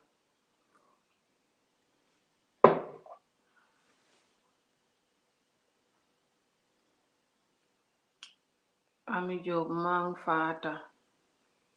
I don't know what is mang fata. What is mang fata? Is that Mandinka language? I think. What is Angel saying? I mean, the Turu took her, the youth took her phone, then say beat up a child just because he was standing talking to the guy. Crazy. Thought my son, see very lucky. She beat up a child. Yes, she was explaining about her fighting and stuff. Because of that person was standing on her way and stuff. I don't have time to talk about whatever that is right now. You know, that what she did about whatever. You could do worse if you are in that situation. So if she hit somebody that is nothing to do with the issue, that's wrong. But you will do worse if you are in the situation on your iPhone 12 or whatever, 11 or whatever, stolen in Africa when the phone is your only hope that you're using to do video and stuff, and just your phone is expensive and stuff, and they stole it in the middle of Africa when you don't have money. You will do worse. But you can focus on what she did. A lot of us Africans do that too. When something happens, we just focus on you reacting to the thing. Just like this man, these people, telling me to shut up about what's happening in Africa and stuff. They focus on your reaction instead of thinking if that was you, how they would react was. We all human. Anyway, I just want to talk about how safe Gambia is and the problem why Africa is the way it is, Gambia or not. To me, even if I waste 10 hours talking about that, it's more important than talking about reaction or whatever, because that's the only solution.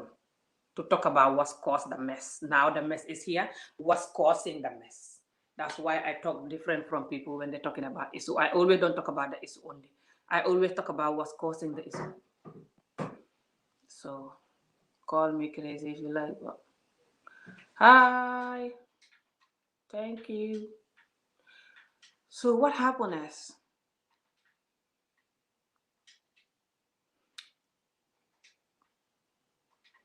a lot of these people that watch this video, especially the Africans, and thinking I shouldn't be talking about Africa stuff and stuff like this, the real issue.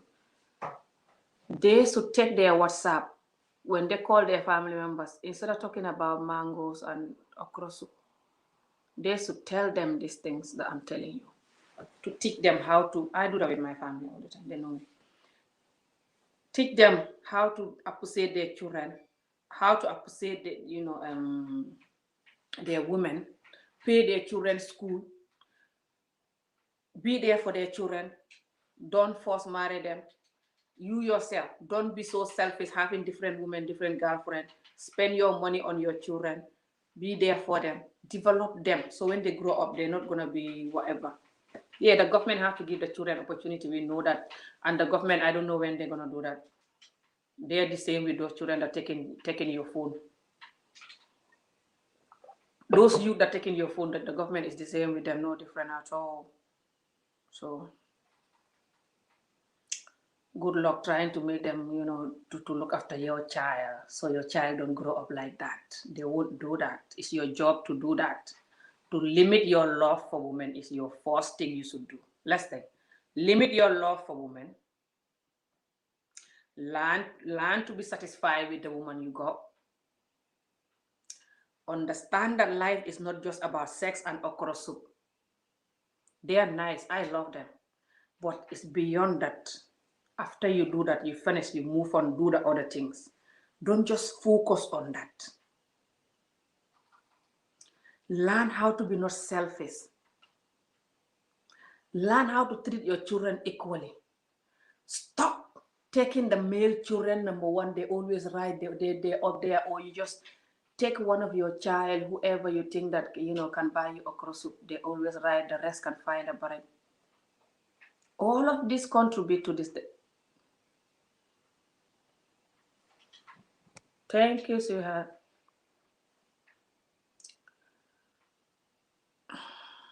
I'm just gonna put up this person. I think that. See, I'm trying to see. I'm trying to reason with you, come up with solution. No disrespect to you, but you level. This is my solution there. But your level of comparison, I don't know what this is not impressive. That's fine. I'm not here to impress any hopeless African man. All of the hopeless, not good African men, they hate me. Especially the African men, doesn't matter what age they are. A lot of them that love this selfish, idiotic behavior that they do and get in away with, they hate me. Even the young ones, they love it because they want to live like that when they grow up. The bad young ones, they love it. They hate it. But the good ones, they love me. I have Gambian men who love me. They always watch my videos and love me because they're not like that. So it doesn't bother them. I talk about it. They love it. They know it's the truth. So, but the bad ones, oh, they always hate me. Even some of the women, they actually don't like you when you talk about the issues. Even though they go through the issue themselves. Oh, my lips are just peeling off. Some of the women, they don't like it too. They're like, just talking, you cannot do nothing. Then let's all stop talking about nothing. Because me, I don't care what you're talking about. I don't care what you're doing about it. I don't care what you're talking about. Doesn't matter if you're talking about parliament meeting. I just don't care what you're talking about. This thing that I'm talking about is more important to me than anything. So how is it that you're allowed to talk about whatever you're talking about and I'm not allowed to talk about what I'm talking about? Anyway, find the barrel. Back to the topic, guys. I know no country is perfect, but why your children is running away like fish to all of these countries, even risking their whole life to die in the sea, is why I'm talking. So if you can't see it or you're not ready to admit it, you can find a barrel.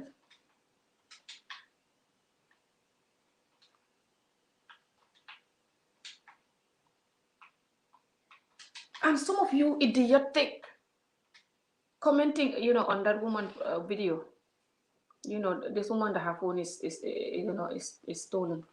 You're like, since the AAs come to Gambia, no one have peace there. It's drama all the time, drama. How idiotic. Blaming the AAs for what's happening. I know some of the AAs, they didn't help, especially in the beginning of their videos or whatever. Some of them still jumping on break. People like Art and just people like the Back family. I'm not seeing them talking like the way they were talking, which is why I was responding to them. So, but I don't watch all of their videos also. I don't have time to watch all of everyone's video.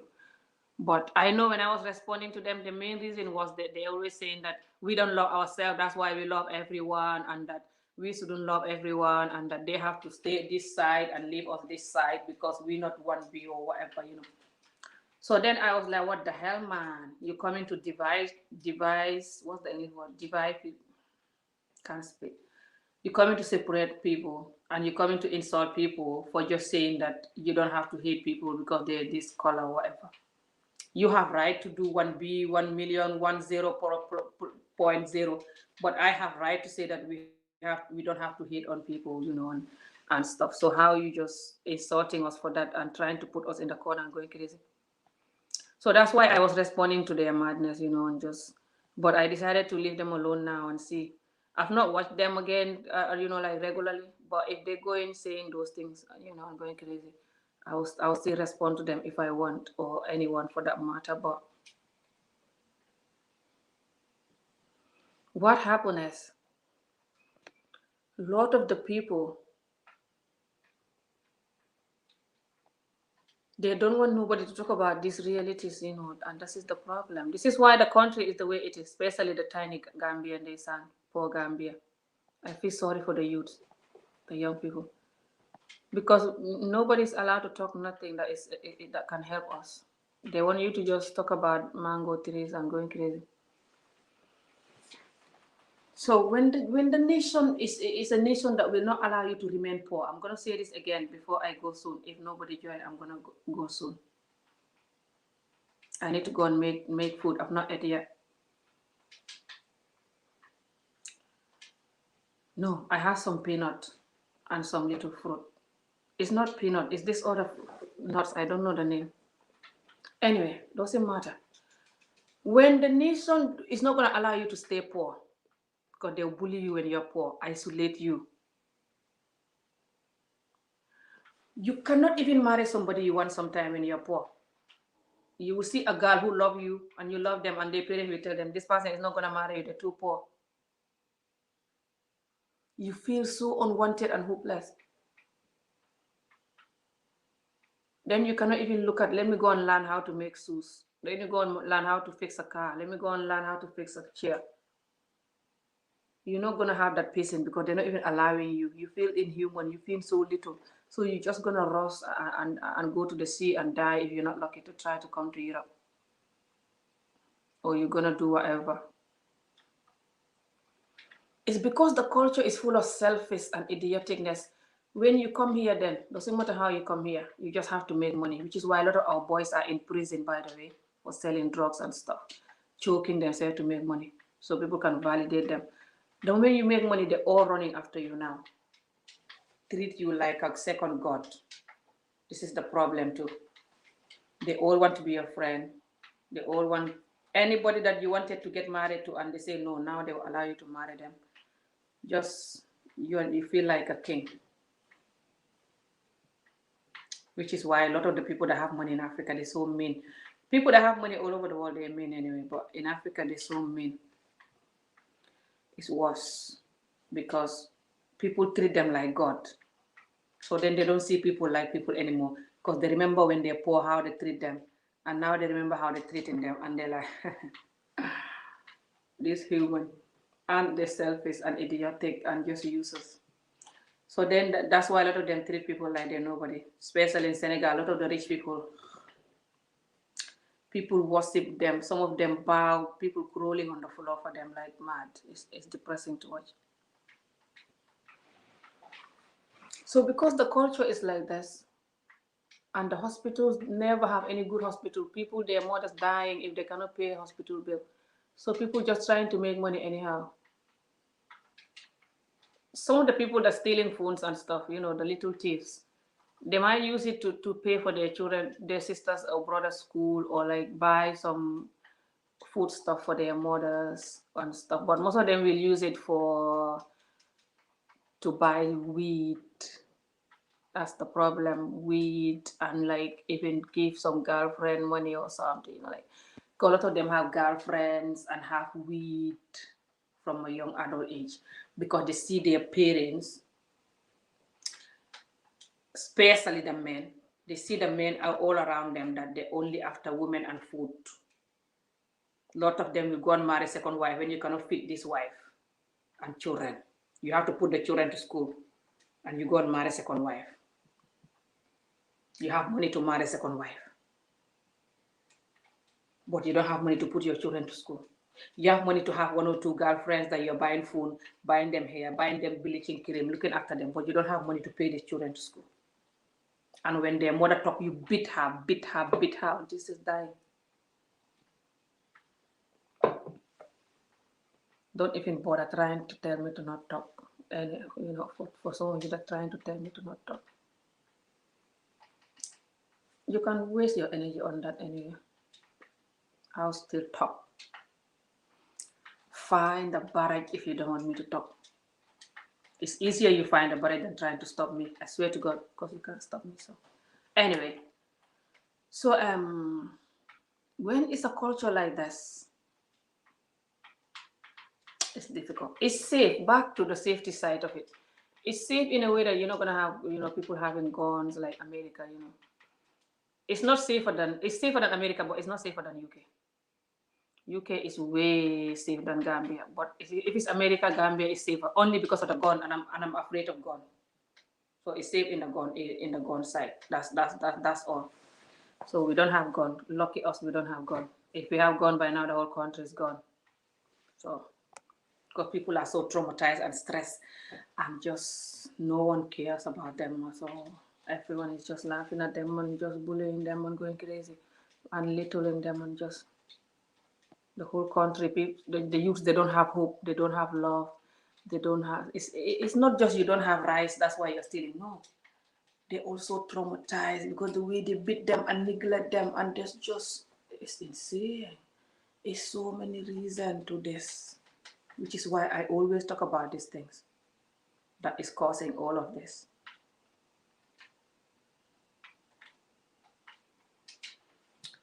The people that's supposed to guide you and protect you will sexually abuse you and get away with that. Lot of the people there are sexually abused. Lot of them. And no one is gonna talk. Even some of the boys are sexually abused. But anyway, if you go, don't be scared. But if any other person is gonna tell you, don't listen to Amigo, Gambia is heaven, everything is saying, just say yes. So listen to them and listen to me too. You got nothing to lose.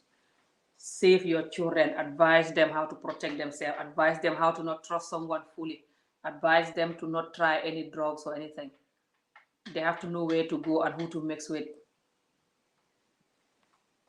But if you just tell your child you're in heaven, oh, this place is so safe, I'm in heaven, oh, no, your child will feel like that and then they cannot protect themselves. But if you tell your child how to protect themselves and you are aware of these things, then you get less chance. For example, if this woman know that it was not safe for her to have her phone like this in the car with the window open, then her phone was still gonna be with her. I know that me. Whenever I go to Gambia, I never have my phone like this and the window open. Even if the car is so hot, you have to close your window, especially when you're in a place that is busy, people walking around and the traffic is blocked. You know how people walk around next to the car like this.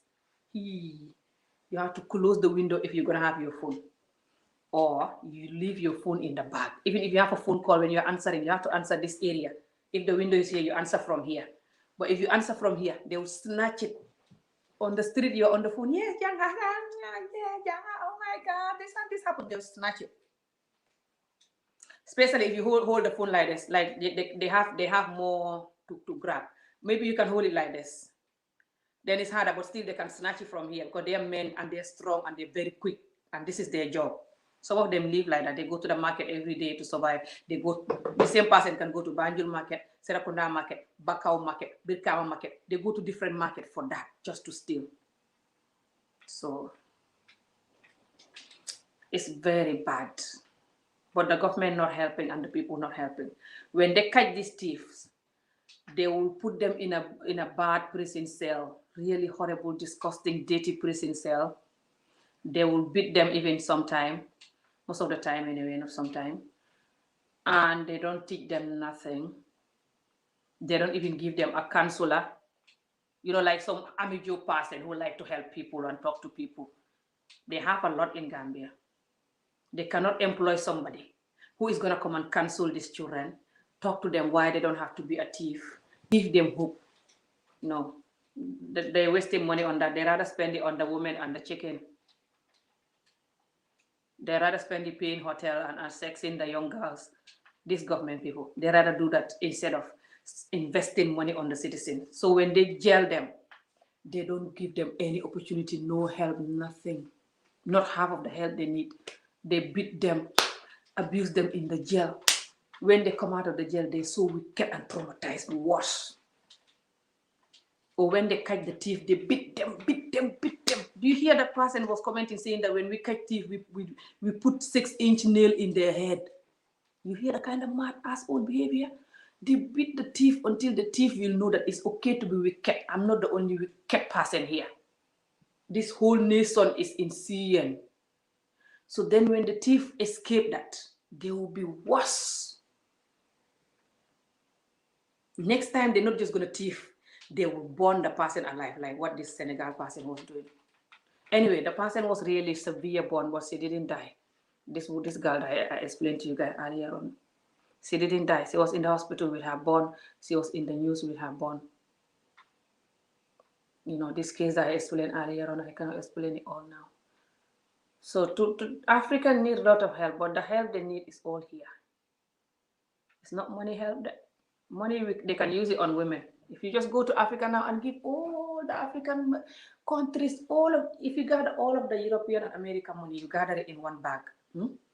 You go to all of these African countries, you put their leaders down under the mango tree, give them one bag each, and tell them, go home and fix your country. You will come back 10 years later and find the country the same. You'll be lucky if one of them fixes 2 roads. All of the money will go to their girlfriends, their wives, their children, their family members, and their bank accounts. Nothing else. They'll fix 2 roads if you are lucky. If the money is 100,000, they'll put maybe like 10,000 or 2 or 3 or 20,000 if you are lucky in the country. Because they all been brought up like this. They have this wickedness in them. This lack of seeing the human beings and the children and the women, understanding that they need your help, and they want it. They don't even understand the children and the women want their support. This is the problem. It's the main Africa problem. I keep telling you guys this. Until Africa know that the women and the children, they want your support and your love and your care. It's not because you're weak or you don't want anything good or da-da-da. It's because that's the only way that can help you and your generation, and even help your son. I know you love your sons more, a lot of you, but that's the only way you can help your son too. Neglecting the women and the children will not help your sons, but if you're not clever, you're not going to get it. Because if your son have a wife that come from a broken mother, broken home, you neglect your son's wife when she was young, you neglect her. How she's going to be a good wife to your daughter, to your son? You're not well, and you're telling me to shut up. Why? Keep joking. It's easier to tell people to shut up than to face the reality. I know it. So keep doing it. But me, I'm not going to shut up there. So you can go to Africa, protect yourself, have a security person or have good doors, lock it. Don't invite people in your house too much. They can steal your laptop, steal your stuff from your house. Especially when it's few people there. They'll take it and you ask them, everyone is going to say, it's not me. So then you will not know who did it. And when they take stuff, they don't take it to their house. They'll go and give it another friend to keep it. They don't bring it to their house. So your laptops are not safe. Your nothing is safe if you're opening your door for any random friends, different people coming. So they steal a lot when they know that they're not alone there, that you have 2-3 visitors, because then they know that you will not know which one take it. So understand how to program yourself when you get there. Yes. So you'll be fine. But they do have armed robbers that come to the house. Armed robbers, come with a knife or something, hurting people. They do that. So don't think that, it's heaven. But you're safe, especially if you don't have child and you have good dogs and you know how to look after your phone and stuff. You're safe. It's the young people that are not safe. They're not being given opportunity. They have no right. The women are not safe. They're not being given opportunity. They have no right. Even the men are not safe, the ones that are not in government. That is the reason why I said Africa, Gambia is not safe. So I'm not saying it just because we're going to sit under the mango tree and the mango tree is not safe. No. So you're safe. Go. Africa need you. Try to help the brain. Good luck with helping the brain. So they're going to laugh at you like you see them laughing at me, a lot of them, especially the bad ones that have to change. They'll bully you and laugh at you. The good ones that don't have to change, they're good. They have to still hear the message and pass it on to the other ones that are evil. Pass it on to all their family members, especially the men. Talk to your fellow men like this. You don't have to give them my video. Talk to them like this. Just talk like a man talk. I don't know how you do it. Advise them. I was thinking Africa problem. I think Africa problem is this. Africa problem is that. If he's doing it, he will change. A lot of them are doing it. 90% of them are doing it. You know it. This is why I'm always talking. I know I'm not talking to them under the mango tree, but I know you are from there. You have family members. You can do it like I'm doing it. That's what I do with my family members. I tell them the truth like this and worse. Talk to them after you watch me. Then you are helping. At least if they know the truth, they know the damage, it will calm down. When they're doing it, they will feel guilty, they will calm down. Because now, our young people, they see social media. They know that the abuse and the sexual abuse and all they're doing to them is wrong because people are talking about it. So when they grow up and they've been through it, they're going to take it worse than how we're taking it. Because us growing up, we didn't see nobody condemning it. So we live with it for years, not knowing how bad it is until now, the last 10 years or so, when we see people talking in media. But these young children, they're growing up knowing what you're doing to them is wrong. They're going to grow up hate you. They're going to grow up just using drugs. And now the whole world have drugs and stuff. So they cannot maybe survive it like the way people like Ami Job is surviving it, going crazy, managing. They're not going to do that. They might just fall in the wrong track or even kill you. So it's your own good when you change. Not for me, that. It's your own good. Pass on the message so we can all have peace. I have to go now.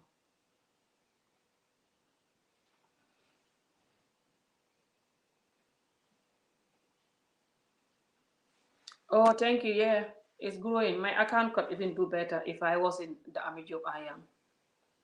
But a lot of people don't like it because I tell the road, and sometimes I'm just too relaxed in my videos, just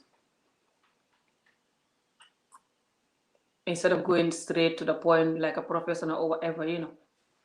But yeah, guys, it's sad to be honest, but what can we do? Life is like that. No, nothing is fair. No country is fair. But yeah, it's not safe at all for the original, normal, basic poor Gambians, which is majority of the Gambians are the normal, basic poor Gambians.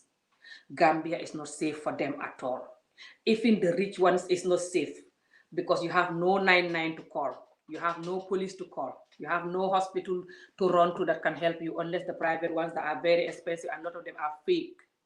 They don't have good medicine or good whatever. They just want your money. And then you have the thieves, and stuff. So, and the police are very corrupt. So it's not safe even if you are rich, not to mention when you are under the mango tree, is worse. This is why I stated on Sister Gina's video not long ago that Gambia is not safe.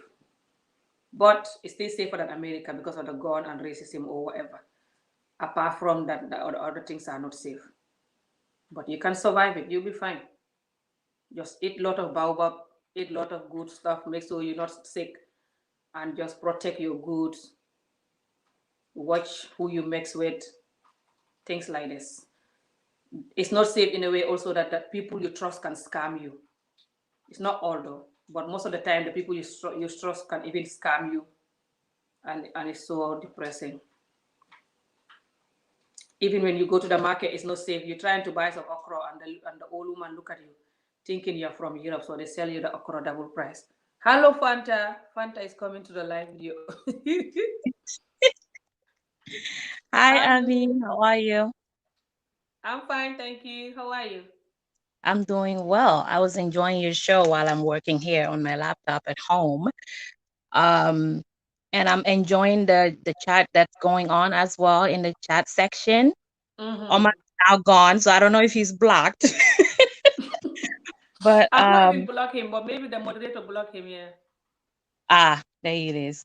But no, I mean, you're touching on a lot of very important topics, and I think specifically when it comes to safety, I'm agreeing a lot with what Ibrahima Jeng has been saying, is that we just have to stop with the glamorization of, Gambia or Africa when we are trying to One move minute, I'll back. be back. Keep talking. I'll be back 2 seconds.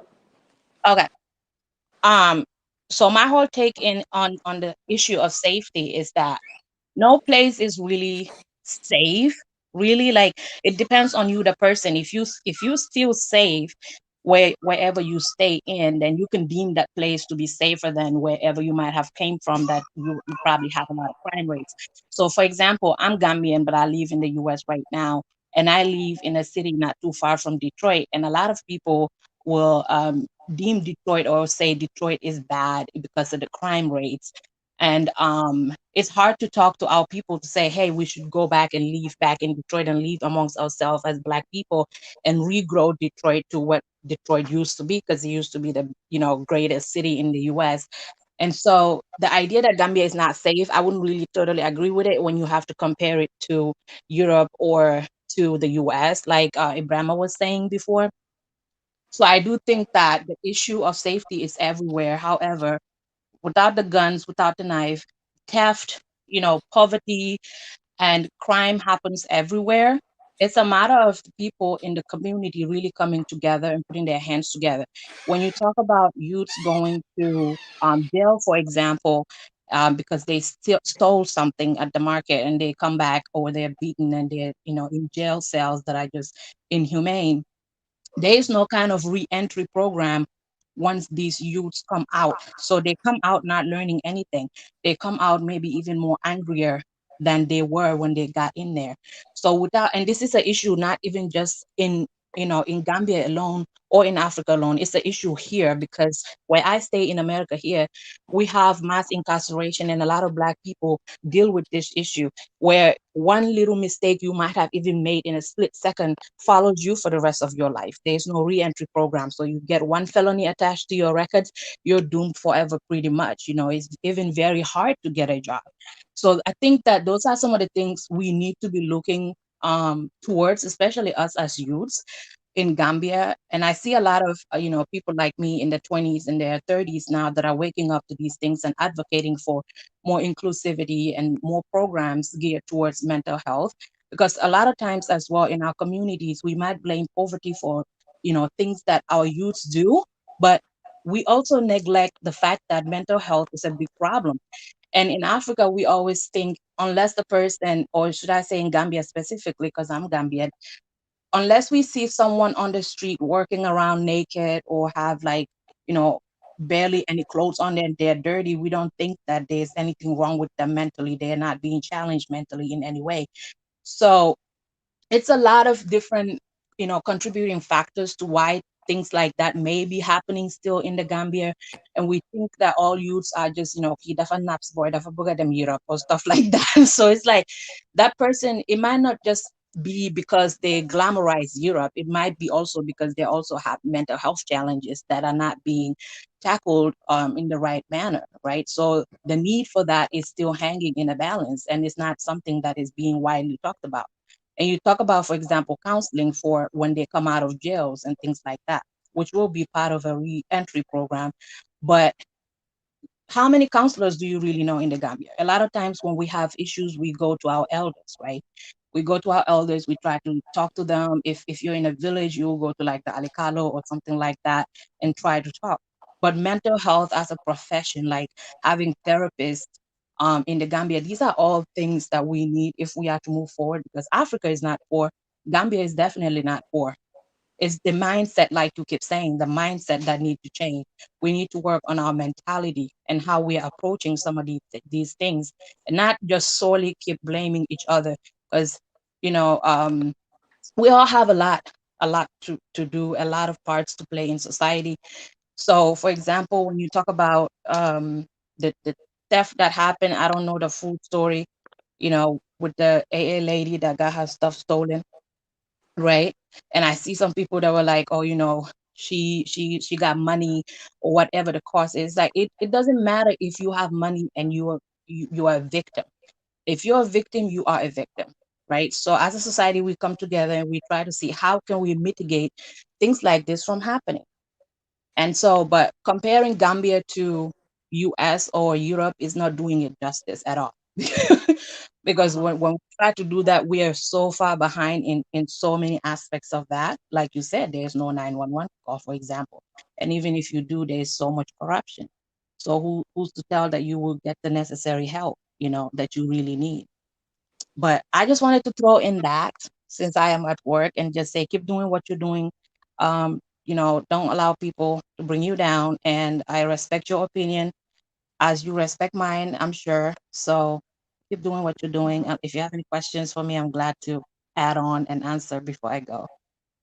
Thank you so much, Fanta. Yeah.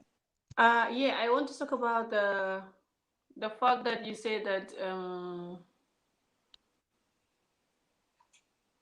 the mental health issue people need it in Gambia.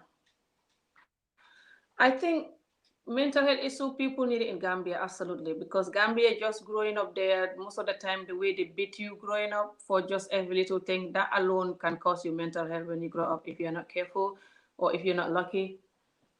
But also the fact that a lot of the things that are happening, they're just gonna tell you to not talk about it, like if you are sexually abused or anything wrong.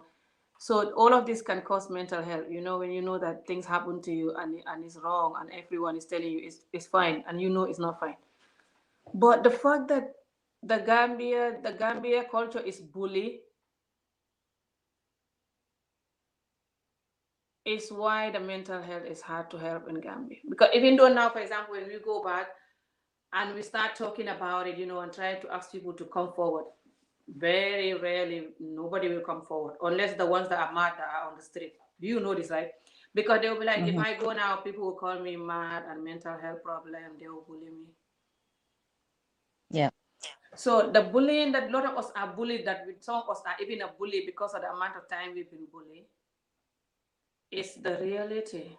That's why I'm learning to not do even certain videos that I used to do, because I even if not, I will respond. There's a couple of videos that I could have responded to if that was not me now. If that was not me, with my healing journey, I would just respond to them and do whatever you call it. But it's like you have to keep responding to them, and the bullying will just continue. And even though I know the reality that my community, part of why it is also the bullying. Because like I said earlier on, when you're poor, they don't allow you to stay poor, because they will bully you, little you, isolate you. What's the English word? Like disrespect you, like you have no voice. You even friends sometimes it's hard to have it when you're so poor in Gambia. So Yep. people choking themselves to have whatever so they can be seen as human. And the way people worship the people who are better than them, and just it, but yeah, the mental health we really need to help in Gambia. But because of the people will just deny it or just run away altogether, not even want to confess because they're scared of people calling them name and stuff like. So it's Yeah. just like it's complicated, but I I don't know. think But yeah. that I think that a lot of or the some of the biggest parts of the reason why it's just very hard in Gambia to tackle this issue specifically too is our culture is ingrained in so much of what we do and our religion as well. So there's this thing, especially even in talking to people about just basic things and trying to reason with them. It always comes back to what the religion is saying or what the culture is saying. So, for example, a lot of people are Muslim in Gambia. So sometimes a lot of their ideologies and mentality is deeply rooted in the foundations of Islam. And so trying to even get them to separate, that the religious aspect of things you know, um, from what life should really be like just morality itself. And it's just very hard to get that from them because it's like it's almost innate to a lot of us, be it Christian or Muslim. So I think that will be one of the biggest fights or re-education when it comes to mental health in the Gambia. And like you said, I was bullied when I was going to primary school in the Gambia. I didn't even know I was being bullied at certain point. No one talks about Oh, it. Um, and I was also abused growing up. So it's like we don't have this culture where we are being talked to by our parents, and not that they don't necessarily know to talk to us. Well, actually, I would say most of our moms, for example, don't know how to really talk to us about these issues because they also didn't know. They were not taught. They didn't have that relationship also growing up. So it's very hard. But one thing that I can say I'm proud to see now is the newer generation. Like I'm saying, my generation, we are coming up now. We're talking about these issues. We're talking about our experiences. And yes, you may get shunned, but it should not make you not, you know, validate your experience. It should not make you stop talking because that opens doors for a lot of other young people to also wake up and say, hey, this happened to me. And I'm not in any way trying to bring in any kind of Western ideologies. I'm just saying, like, common sense grants us that we can share our experiences and help other people grow from it as well. And so, like, for example, even what you are doing with your organization with early marriage victims, child marriage victims, right, and their children, it opens doors for so many generations for change. So not only are these young women forced to get married, now they have children of their own. And it's like, not only are you providing school for these children, which is also going to help a lot in changing their perspective on life, but also there can be so many things that can be done with the women in terms of finding, some kind of a community therapy or a safety group or safety net for these women that they can talk amongst themselves, and have a counselor or someone that will talk to them and help change their perspective on the experiences that they go through, that they did not go through those experiences because they were a bad child or because they were a bad daughter or because they were disposable. You know what I'm saying? And just kind of try, with someone with that kind of experience, expertise can help these women change entirely the way they think. And that could also prevent them from also potentially having to force their younger daughters into marriage earlier because they were forced into marriage, and this is something that is okay in the culture. Because a lot of times that's kind of what happened. It's like, I went through it, I'm fine, so why not? My daughter can be married at 14 years old because I was married at 12 years old. So it's a lot of work that has to happen, but people like you and what you're doing in the Gambia is what we should all be really encouraging. And there is no country that exists in this world that don't have negatives, right? Even we as humans, we are not meant to be perfect. We are not created equally as well. So we all have different things to offer, and our mental capacities are different. So it's a matter of us not really being selfish. And like you said with the government, not that they don't know that women and children are worth their time and support, but it's just the greed and the selfishness. When you're seeking office, you say so many things that people glamorize and fantasize about instead of really listening to logic. So logic doesn't really win politics.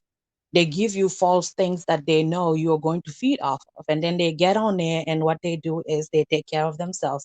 Very seldom do you see African leaders that are selfless and get into office and actually do what they said they're going to do for for their constituents. So when it comes to politics, I'm not too hopeful for the Gambia. I think it's left to us Gambians, and definitely us younger Gambians that have the chance to go back home after seeking a degree here. And that's a whole nother topic, because the idea that education outside of Gambia is better than education in the Gambia, that mindset also has to change, because we do have very intelligent people in the Gambia. And even the fact that we have a lot of people from outside of Gambia that teach our children things, because I had teachers that were outside of the Gambia, and again, I was even abused by some of those people from outside of the Gambia. So it's like you don't really know sometimes what these children are being taught. You don't know the values that are being transferred from these other people to them. And I'm not saying it's entirely bad, because they're Africans as well, but we should really campaign behind our own people. If someone graduates college, it should not be that hard for them to acquire a position to teach at a high school compared to a Nigerian or a Ghanaian. And I'm not saying this is bad again, but I'm just saying we should be campaigning, behind our own people and uplifting ourselves first before anything. Because this is another reason why a lot of youths are not even interested to complete a degree or even to complete high school, because there is no job. There are jobs. Like you said, your brother, there's always a way. He has a little farmland that someone lent to him, and he's making thousands of dollars from that by growing cucumbers, right? So there's a lot of work that's left to do, but inshallah, we will get there. We just gotta stay positive and just keep talking like you're doing right now with your platform. If you have a platform, use it for good. Use it, and don't. It's not to be biased. You can't be biased and say, "Oh, Gambia is all good." There's no such thing. There are bad sides of every country, and so we must speak on, you know, both sides of it, but speak on it with respect as well. Yes, yes, you're right. Thank you so much. I really appreciate your contribution. It's very clever and very, what's the English word? Like, it's definitely one of the solutions. This little things that some people think is little thing, is our solution, sadly. The way we think, and the way we bring up the children, and the way the system letting the children down. But I always just think the parents also have at least, um, Mhm. more, the lot of the parents in Africa, like, have they're more damaging than the government. The government is the parents, of course, because the government, they're also like they're neglecting us, because a lot of them been neglect, coming up. I will never stop blaming our men, and then the mothers, 'cause a lot of the mothers are broken as well because of the culture, and the way they've not been, people not been there for them growing up the way they should. So then they don't know how to be there for somebody, like you were saying, earlier on, and just the circle keep going. So that's why Yeah. I like to focus on those. It's not easy though, Fanta, but you know what I'm saying here. Oh yeah, I do. Because the fact of the matter is, you cannot give what you do not have. And in order for the perspective to change, a lot of these mothers are going to need help and support, mentally to change what they have known to be their reality from the time they were growing up. In order for the Hmm. cycle to stop, that's where the work really needs to start. It Yes. needs to start with these young mothers who are victims, and it's gonna take a while, like I said, because even the idea of therapy is something that's really new. Like even here, when you tell married couples to go seek therapy, they look at you like, "What do you mean?" Yeah, Go some of seek them not used to therapy. it too. Oh, we are good. It's like, no, you're not good, sis. If you're complaining, Mm-hmm. you're not good. But you cannot give what you don't have. And so Mm-hmm. we just have to work, keep working, and organizations like yours and what you're doing, you know, hopefully one day we will get there. And I just want to keep Yeah. encouraging our younger folks. I'm in that group. I'm not going to stay here forever. I'm coming home. And so it's Yes. like when We I all say have to that, go. it's sad because some people here are not there yet mentally where they go, oh, you want to go home? I'm not going home. What do you mean? What do you mean you want to get land? What do you mean you want to build there? If you go home without business, what do you, Gambia don't have nothing to offer you. Well, then, but I have something to offer my country. I came and I got my education, so I have something to offer.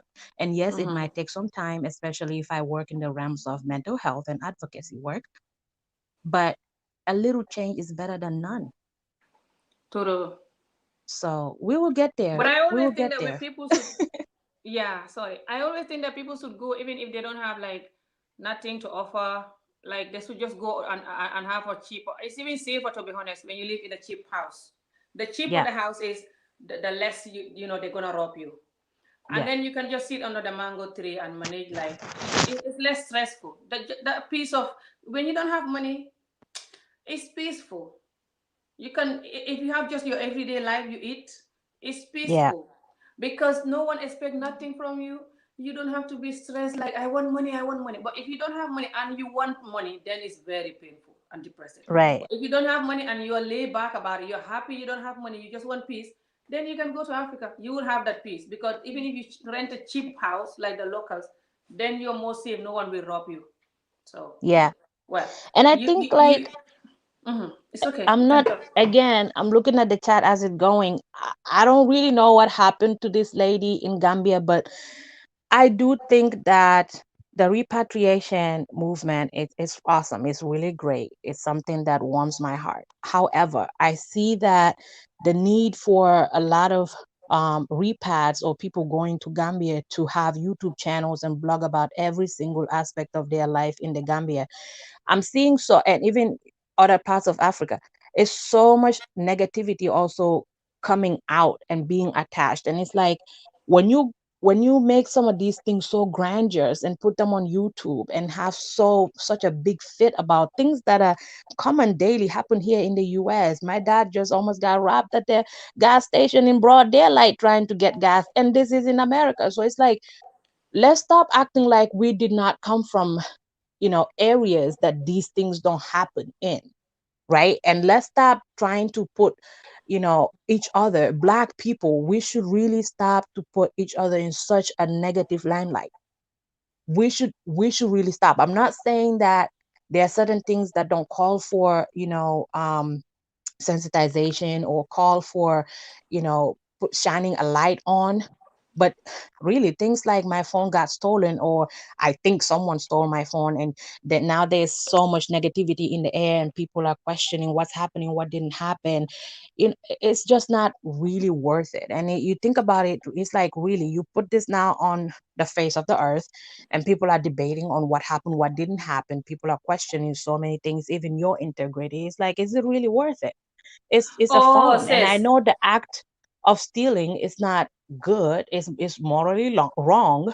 However, the YouTube streets are becoming very hot with the way things are happening amongst black people moving to Africa and meeting other black people. It's like, if I come from Detroit and I know robbery and shootings happen every day, even people using all kind of stuff to attack you in broad daylight, at night, in your home, at the market, and I go to Gambia and I get someone, snatch my phone away, and I now put that as if like my whole world is ending and this never happens out of, it's just not right. So we should just be careful with the kind of message that we're putting out there, especially if you're coming in to integrate in another society, right? We should bear in Oh, but mind that things are a little bit different, but also know that it really is not much of a difference. These things happen everywhere. that is true, sis. But can I say something about that place? Yeah. To be honest, I think her coming, to tell people about her phone being stolen, the way it's been stolen. She says she was in the taxi and just going through her phone and someone just snatched it from the window. I think that happened to a lot of Gambians, and I even explained, what happened to my sister, my niece, how they took her phone and my little sister's phone, and how people should be careful about things like that because their phone might be taken like that, and just I explained the story earlier on. I don't know if you had it, but I think I think this woman that her phone is stolen, needle and nourishment in the Gambia. I think her coming to talk about it is good because nobody want to move to Gambia and you have your new iPhone or your phone with all your details, and then you just get to Gambia and then you are in a taxi or you're in a car or you are in a market or whatever using your phone and someone just snatch it without you not knowing that this happening, so you could maybe put your phone in the bag or not have your phone so comfortable like you are in Europe. Because here, like here or America, I don't know America, but here you can use your phone anyhow. No one gonna snatch it like this. Well, I never heard of that Scotland here. So people when they go, they think that they can do that and get away with it. And this is very painful, especially if the phone is expensive. She said it's iPhone 12 or 11, and she used it to do her YouTube videos. She used it for so many things, and it's very extremely expensive, like almost £1,000 to buy. I think her warning other people going. I think that's not wrong. I think that's good. And she wasn't saying that like other YouTubers that like bully Africa and going crazy like art. She was just saying it in a very respectful way and saying that this is painful. And then other Gambians were commenting, telling her that, oh, it's just a phone. Oh, you're making drama. And she was crying, talking. And they were bullying her, telling her, you're making drama there. Since some of you guys come to Gambia, nobody have peace there. Ha! I think that's wrong. Even if that was me, I went on holiday and someone take this phone. It's just an iPhone XR. It's not that like her phone. I'll still be hot. I have all my details here. I don't have money to buy a new phone now. I'm in Gambia. I need all my money to help or whatever. And now no phone. I think it's good for her to warn people so they know that that they have to be careful of that, because this phone stealing is every time now, like every time. Says, did your family not go through this? Mine's always do. My sister also, by the way, who is the mother of the girl I explained that they took her phone, the one I explained earlier on, her mother, my older sister, the same mom and dad, she still don't have a good phone, because the phone that I got her is been stolen a few months ago. I see it in a couple of videos in the market, Serakunda market, from her bag, because the bag is not closed properly or whatever. She talked to me, finish, put it in the bag. The person maybe saw it, took it from her bag in the market. So they stealing phones all the time compared to Western world. It's insane, and these phones are expensive, and it's just your details are on it. It's so annoying. Says, yeah, come on, we have to tell people about this so they know it, so they can be careful. That's all. What do you think? You still on? Says you still on? Most people are attached to their phones. I don't know where says it's not on. One Hello, I'm thousand. on. Yeah, you're on. What do you think? What do you think Oh, about okay. that? No, I was saying that I'm definitely in no way going to downplay her experience, or the hurt that she's feeling right now at this moment as she's trying to figure out what's going to happen. If she is just someone that's visiting in the Gambia and she lost her phone, yeah, that is a big deal, because you're a visitor and you're going to return and you have things in this phone, and this is your means of communicating and whatnot. However, still, you can still be, sending a message out and saying, hey, be careful when you come here. But again, we should always take a step back and assess the situation and really ask ourselves, if I put this message out there, how is this going to really be perceived? Because it's my phone and I know people lose their phones, and I'm really hurt that this happened to me. Mm-hmm. However, I have such a big platform that if I do say this out there, I know that it's going to be a lot of misconception happening, and I might not be able to really mitigate the situation as quickly as I think. So if you have such a big platform, sometimes you kind of have to take a step back and assess it. Not saying you should not put your message out there, but if it's surrounded with so much drama and chaos, then it gets blown out of proportion. Yeah, so the whole point of your message, or the message you're trying to send, end up being lost, because no one is really paying attention to the message anymore. Everyone is just like you said. People are like, "Oh, it's just a phone. Be quiet. Why you crying? You didn't want to pay this bill, but you have your phone stolen. You cry." So it's like, again, I don't know the full details, but I just think that the whole glamorization of the country just need to kind of die down a little bit. and know that we are not to be really expecting too much going into the Gambia even for a visit. Like when I go into Gambia, like you said, I'm Gambian though, but even in America, I don't just walk on the street just anyhow. Like I can't just go into the streets of Detroit and just be walking around doing whatever. Like I don't care. I'm still guarding my purse when I go. If I don't have use for my phone, I'm not just out there flinging my new iPhone. Anyone can snatch it. You know what I'm saying? So we just have to be a little bit careful when you have a platform of what you are putting out there because, and again, the energy too, the energy with which you work with is really important. If you put the message out there, even if it's positive and it's surrounded by so much negative energy, people pick that negative energy up and go. So that's what I'm saying. But I'm gonna let you go. Maybe someone else wants to get on and chime in. I'm working, but I really appreciate, your view. I appreciate your platform in spreading knowledge and positivity and, speaking about things that are happening in Gambia and all over the world. So thank you so much Thank for you, everything sweetheart. that you Thank do, you, sis. Hunter. I appreciate your contribution. Thank you so much. Bye-bye. Mm. Right, guys. I'm just before I answer some of the things that I'm gonna say. I just want you guys to know that you cannot be commenting here, laughing at this woman who her phone went missing in Africa. She even said in her video that she went to Africa to heal. She's have so many hardship in life. She went to Africa to heal. Some of these people that are going back to Africa, they actually think Africa is an amazing modern land place to heal them. When we all running away from it, they know they can come to heal. So, because they're coming to heal, they see Africa like this heaven healing place. You should tell them the things that can distract their healing by, things that happen. So it's good, this kind of video there. But the problem is, whenever someone is doing a genuine video to help the community, risking it all to talk, it's not easy because you get blamed. Then a lot of you guys, some of you are YouTubers or not YouTubers, just calling people negative and going crazy. Go and watch some strawberry channel.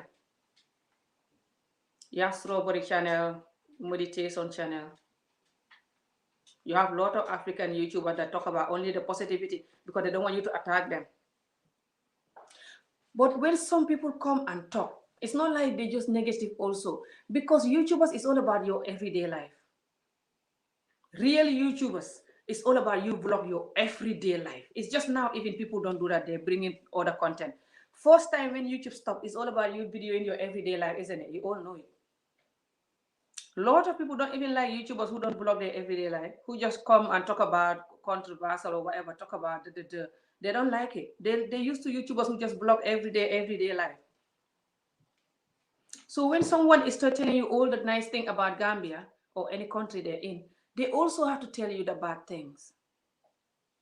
Even in Scotland, me, I always try to tell my family members the bad thing about here, why they don't have to be dying to come here.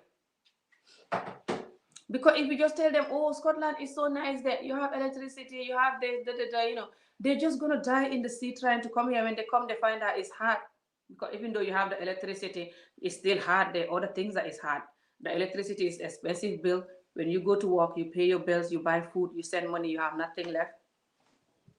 Especially if you work basic job. Then you have to struggle from crack to go and study, maybe to go and do another kind of job, or you go into wrong job, selling what you're not supposed to sell and end up in prison. They have to find out that when they come here, or you want to tell them that so they know. So even when they come in, they prepare their mind. Or they can choose, can they come, can they not come? So that's why me, I don't mind people coming to criticize Africa and talk about the bad thing. I'm the number one person of criticizing Africa and telling them the bad thing that I don't like. And it's not just because I'm from there. When other people do it, I don't like it. We all Africans. And the other people, it's important they do it because a lot of them are wasting, giving up their job, selling their house, going, and they don't know where they're going. I know you cannot tell them all, they're talking about everything, but at least make them know this kind of thing. This is a big thing there. And all of us, even the Gambians, we go on holiday, people steal our phone all the time, steal the phone of our family members. We cannot talk to them anymore, no phone. Even though we are the one that buy the phone most of the time. It's very depressing and annoying. So to me, this is very good that this woman talk about this. And some of you that bullying the woman, commenting here, laughing, saying that the woman was drunk when she have the phone, all these things you guys commenting. I am surprised with you guys. Why are you bullying the woman? You don't know if even if she was drunk, you don't know why she's drunk. You don't know what she's going through. Even though she said in the video that she been there to hell, she have so many, things that she go there to hell. You still watch that video finish and you're coming here talking about she was drunk. I don't know if it's how you guys talking about now or what this person talking about. Some of you that are commenting about her drunk and holding an expensive food. How are you going to think about your food when you are drinking? You know why I always go find a break in my community is that my community behave like they don't know that a lot of us are traumatized and dying, trying to heal, even though there's no one to heal us. It's hard to even have a good, genuine, loving, caring friend in this community, not to mention a husband or a wife, not to mention a family member that cares about you genuinely. Very hard to have that. Majority of the people in the community are users and selfish, and only after you when you have something. If you need to heal and you have nothing, who find a baraja who want to heal with you or trying to care about you? You're broken and broke. Found a baraja.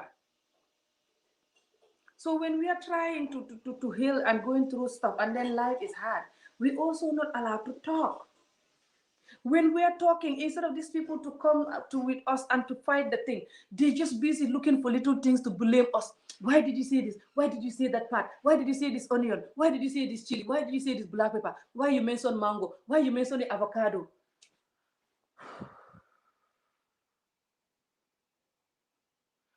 The amount of people that are going through domestic abuse, sexual abuse in Gambia, and they cannot talk. It's sad. Or when they talk, people will use it to bully them, and they'll still never get no justice. They will never get no help. It's sad.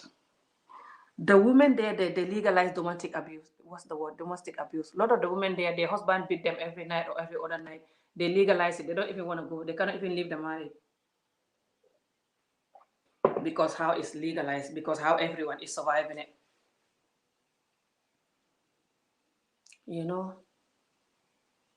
This community have a long way to go. No matter who moved to Africa. If you gather all the intelligent people in the world and move them to Africa, Africa still have millions of years to go. Because the people will not last time. And they don't want you to talk.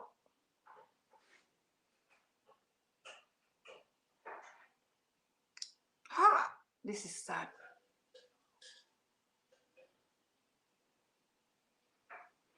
I don't think she was blaming Gambians for her phone. I know she was talking like, we not all the same. I hear her mentioning a couple of times, we are all the same. You don't just take our phone just because we are from, America and stuff. I know she was saying that.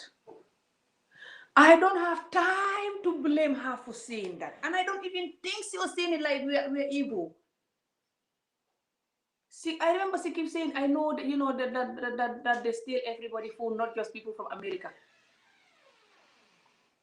I hear her saying that, but me, the fact that she lost her phone, and her phone is an expensive iPhone, and she used it to do videos, and the fact that that is painful if it's me, that alone take away everything else she said. This is the problem. This is the mind I have. This is why I don't get on with a lot of Gambians.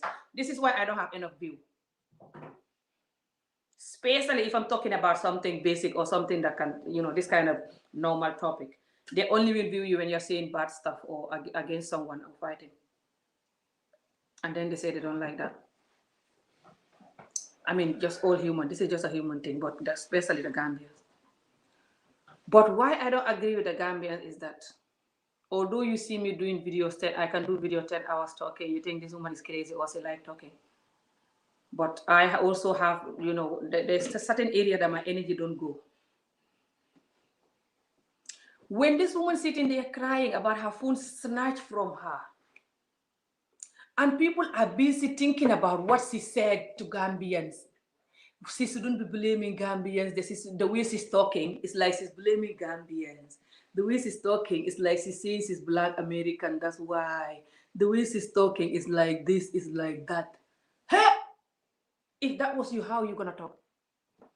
How are you gonna talk if that was you? Adi Lalla. Mane, man maa ngi def vidéo mi ma jàmm Adi yow lu sa problème. Maa ngi bugg a jeexal sama vidéo bi dem defar lekk nga di ma distract rek. So, how are we gonna say that people can move into Gambia without knowing what to expect, the reality, this painful experience that can come up your way, this petty, painful, insane experience? This is just one of them. It's not all of them. And when people talk about it, people blame them. And when people are crying, I'm not talking because of Fanta. Fanta, this is nothing to do with you. I love you, you know that. It's just me. I'm too plain. Doesn't matter you're my sister or my daughter or whatever. I will still talk. I will talk worse if I'm not agreeing with you, if you are my family, by the way. It's not that I'm not agreeing with you. It's just even people commenting here, blaming her and laughing. I see it as a form of bullying. I know a lot of our community is bullied until we are all bullies. But why don't we try and heal ourselves and get away from the bullying instead of continuing? It can be fun. It's very easy to do, and sometimes you don't even notice it that you're doing it. So whoever typed that, I don't call you bullied. But what you are doing, if I was looking at it and I am the one that lost my phone, I will see it as bully. So doesn't matter who you are, even if you're my sister, the same moment that I'll talk to you the same like this and worse. Let's just start for once. Be careful when someone is going through something, some pain.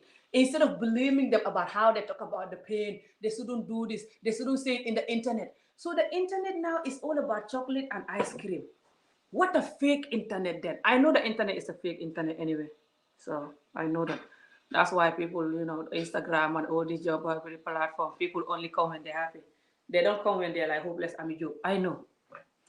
But when some people are risking it all and coming when they're like hopeless amijo, when they're feeling the pain of whatever, they're coming and cry on top. Please stop focusing on how they're talking. They should have said it like that, like that, like that. Who cares how they're saying it at this point? Listen, if you think that however they're saying it is wrong, just now get away from the video, sit down, take a deep breath, whatever video this is. Listen, start using this technique from now. Get out of the video, take a deep breath, think if that was you. Just whatever the situation is, I don't care whatever the hell the situation is. Imagine it, visualize it, meditate in the situation. Just meditate in the situation. Think if that was you and all of this thing that this person is saying is you. And then you think how you would react. And then you come back to the video and see how you will react. When you have a real YouTuber who is honest, or real platform talker, whatever, they don't just talk about ice cream and stuff, what people want to hear so they can get view. It gives you a lot of view. The money is nice, but it's not going to help the community, especially if you're ready to help a community. That's why some of us coming and talking the reality. The reality is not easy because whenever you talk it, somebody's going to feel pain or hurt, or it's going to remind them of the reality, or just they'll be like, oh, so you get less view for talking about the reality. Who want that? Who want to do something that you're going to spend hours and you get less view? Honestly. Because in the Black community, you only have good view if you're attacking each other, or you're talking about sex, or if you have certain level of education, they will watch you and listen to you. Even though they don't put their children to school, as I'm talking now, right now, they still have a lot of children on the street, no school. But they only listen to you when you are educated, or you have certain way of talking, so certain policing the people way, certain I'm gonna talk like this so I can have views, I have to watch what I'm saying so YouTube don't demonetize me, so people will love me. Those are the people you will watch. The people that can tell you the truth, you run away from it. So this is the problem. This is why a lot of people want to be a YouTuber and they're sitting in the corner scared. And a lot of YouTubers also get judged. Especially in the Black community, people judge a lot of YouTubers that tell the truth. I'm sorry for any of you that was commenting, these insane comments. But these insane comments are insane. You see why me, the Gambian community, why they don't understand me is that no matter how much you see me talk, I will not do something that I know if that was you, that was me, is not fair. Notice that from me here. And this is how I am with my family members. Everybody know me. I don't care you're my sister. If you wrong somebody that is a neighbor or somebody, I will defend them. You think I'm your worst enemy. And I'll still come back to you and still continue loving you. But I'll abandon you at that minute and tell you to find a barrack. So what happened is, I know I want to return. I'm thinking, should I return now? Should I wait? Because of my children, they're in the middle of at high school. It's very tender age here. So I'm like this, but God will guide me the right path, but we'll see. But if I was in Gambia under the mango tree with my phone, filming, showing you guys, somebody grab it, I will be worse than this woman there. This woman is even good. She's very good. You don't know she's very good. And I drink all my water and tea. You know me with water. I'm hungry, that's why, to be honest. I'm doing this intermittent fasting. I don't want to eat all day. So I do like eat like 2 meals a day kind of thing. But today I only had a little bit of nuts and some fruits. So it's like my dinner time because I don't want to eat dinner late. It's after 5 now. So I'm going to go, guys, soon. But yeah, guys. I'm not saying it is okay for AAs to call Gambians thief. No. I'm not saying that. The woman did not come to the video and say the Gambians are thief. You guys are thief. All of you Gambians are thief. Every single Gambian is a thief. Whoa, Gambian are thief. The woman did not do that. The woman, I saw her video. The woman was just crying, complaining how somebody take her thief from her phone, and talking about how some the young Gambian men that stealing and doing these things should stop. And talking about how she feel like she's not protected, and she feel like she's not. People are treating her like an American woman or whatever, like, and we all the same. She was talking about all these different things, crying and talking about different things, just even talking about her personal life, her why she come to Africa, and so many different things. That's more serious than what she said in these things that people making drama now. She explained how she's diagnosed with traumatized, some PhD, whatever, this thing that the doctor said I have. How she have some traumatized issue and she come there to heal. That's more personal. So she was really raw in the video. So she didn't say all Gambians are thief. I watched the video. The woman is very polite and nice. I saw her video. She's not like I'm a job jumper, but she's very polite person. But instead of people to think of if that was them, using their phone to YouTube, using their phone for everything, and now the phone is taken. Especially expensive phone like that. Now they're focusing on why the way she was talking. It's as if she's blaming all the Gambians. Hey? Maybe because I'm far in my healing journey. Maybe if I was back before, like when I used to answer art with certain videos, then maybe I would talk like you. But maybe because I'm far with my healing journey, and I understand that my community, the way it is because we always focus on little things instead of the big picture.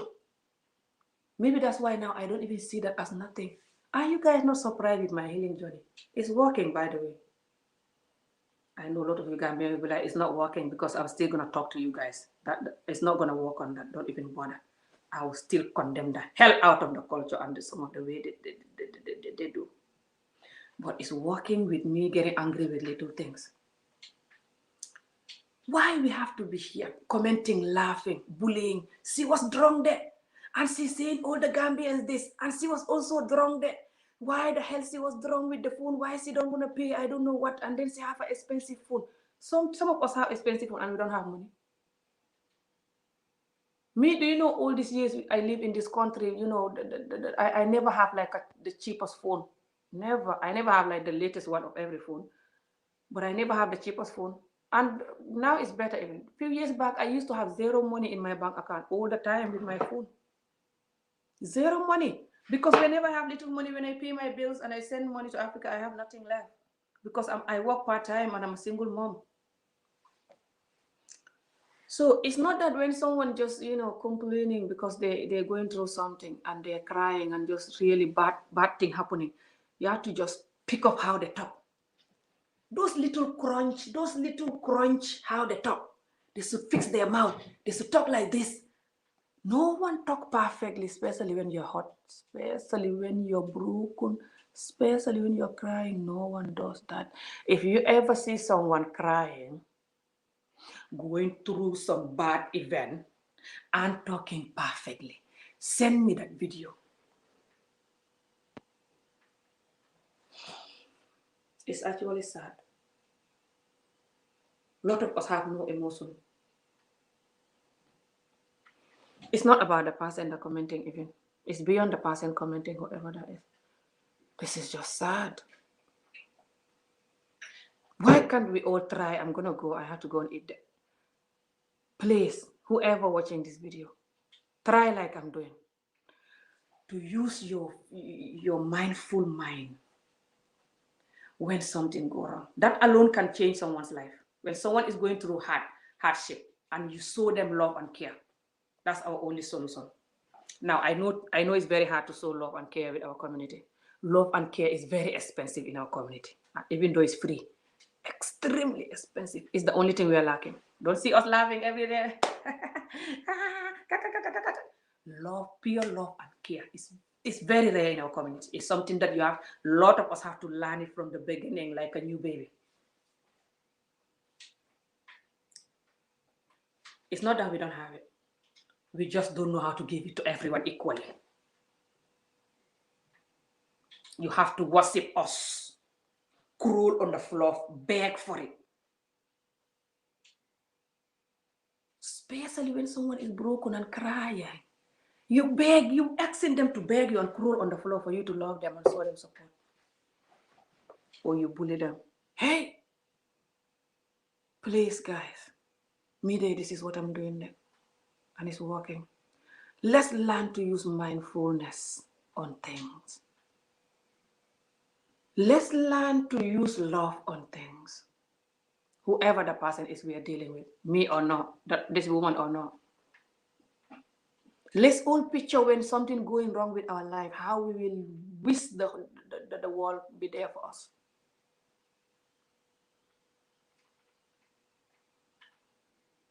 People read comments. I know it by myself. I like to use myself, for example. People read comments and some people really hurt them. So please, whoever this person is, whoever tomorrow person is going to be, when something going on, even if nothing is going on, if you commenting certain comment, laughing and bullying, I did that in the past too, because everyone is doing it. It's easy. Know that they're gonna read it and you're gonna teach them how to be wicked and teach the other people too how to do that. So we just continue doing that, continue doing that, continue doing that. So please, no, I don't think like Romanaka, they should think like this, whatever, this person is commenting. Doesn't matter what the lady said.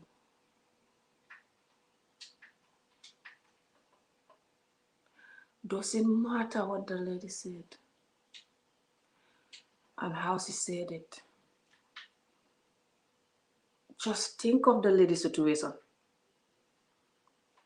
and think of yourself if that was you. That's all you have to do. The lady or not. From now on, if any of us watch a video, instead of thinking about how they say it or what they're saying, let's just think about the person's situation. Think about if that was us. Nothing else. Or you get out of the video and watch another video. Please. This is our only solution. This is beyond. Yes. There's some of them laughing and commenting and saying that she was drunk and da. Do you know why she's drunk? A lot of the people are going through a lot of the African and just humans in general nowadays, even white, blue, all the same. A lot of people using drugs, a lot of people taking their life, a lot of people are hopeless because they're broken and nowhere to run to. Nowhere to run to. No therapy can fix you. Especially when people supposed to love you against you go to the therapy. It's not going to help you if you are not careful. The people that are supposed to love you and be there for you when they're against you. No therapy can fix you if you're not careful. I know this. So please, whoever this person is, me or not, if I'm dead or alive, whoever this person is going to be tomorrow, these other videos that are going to come. Because the videos will come. This is social media. People come here when they're sad, when they're hopeless, and talk. Doesn't matter white or blue. They do that. All Chinese, all of the countries doing that. You just don't know it because you're not with them. So please, this is free. And you know when you click it, the whole world will see you and hear you, and you talk about your pain and cry or whatever. If you cannot help, just go and watch another comedy video or something else and leave them, please. But then add to it. Don't add to it by bullying and condemning them and bullying. Please. You're only gonna add fire to the thingy. Because you're gonna make the other youths to think this is okay. We all know how social media bullying is making our youth kill themselves. So please, guys, me I'm fighting this. My community bully me so much that I learned how to bully in a comedy way or whatever you call it. It's something I have to confess myself and change it. I'm fighting it. Maybe that's why I'm saying what you guys are saying now wrong. If not, maybe I will jump at this woman, me too. So please, let's all just try to understand this. That whatever situation is, put yourself in it, and then you will judge it differently. Understand also our community is the way it is because of love is very expensive in our community. Especially when you don't have nothing. Very expensive. And it doesn't have to be that expensive. It's free. God gave it to us for free. Because God knows we need it. That's why he gave us it for free. Why are we making it so expensive? I don't know. So please, guys, I have to go. This woman or not. And if I offended you for this thing that I said, I'm sorry. I don't mean to offend no one. I'm a job. I can't help it. I have to just tell you the 100%. I'm so sorry, but this is it. Not that I'm perfect. I'm not. I'm working on me. But thank you for watching, guys. And thank you for commenting and liking. And I'm going to see you guys again soon. Thank you so much, all of you. And yeah, I'm going to see you guys again next time. Bye.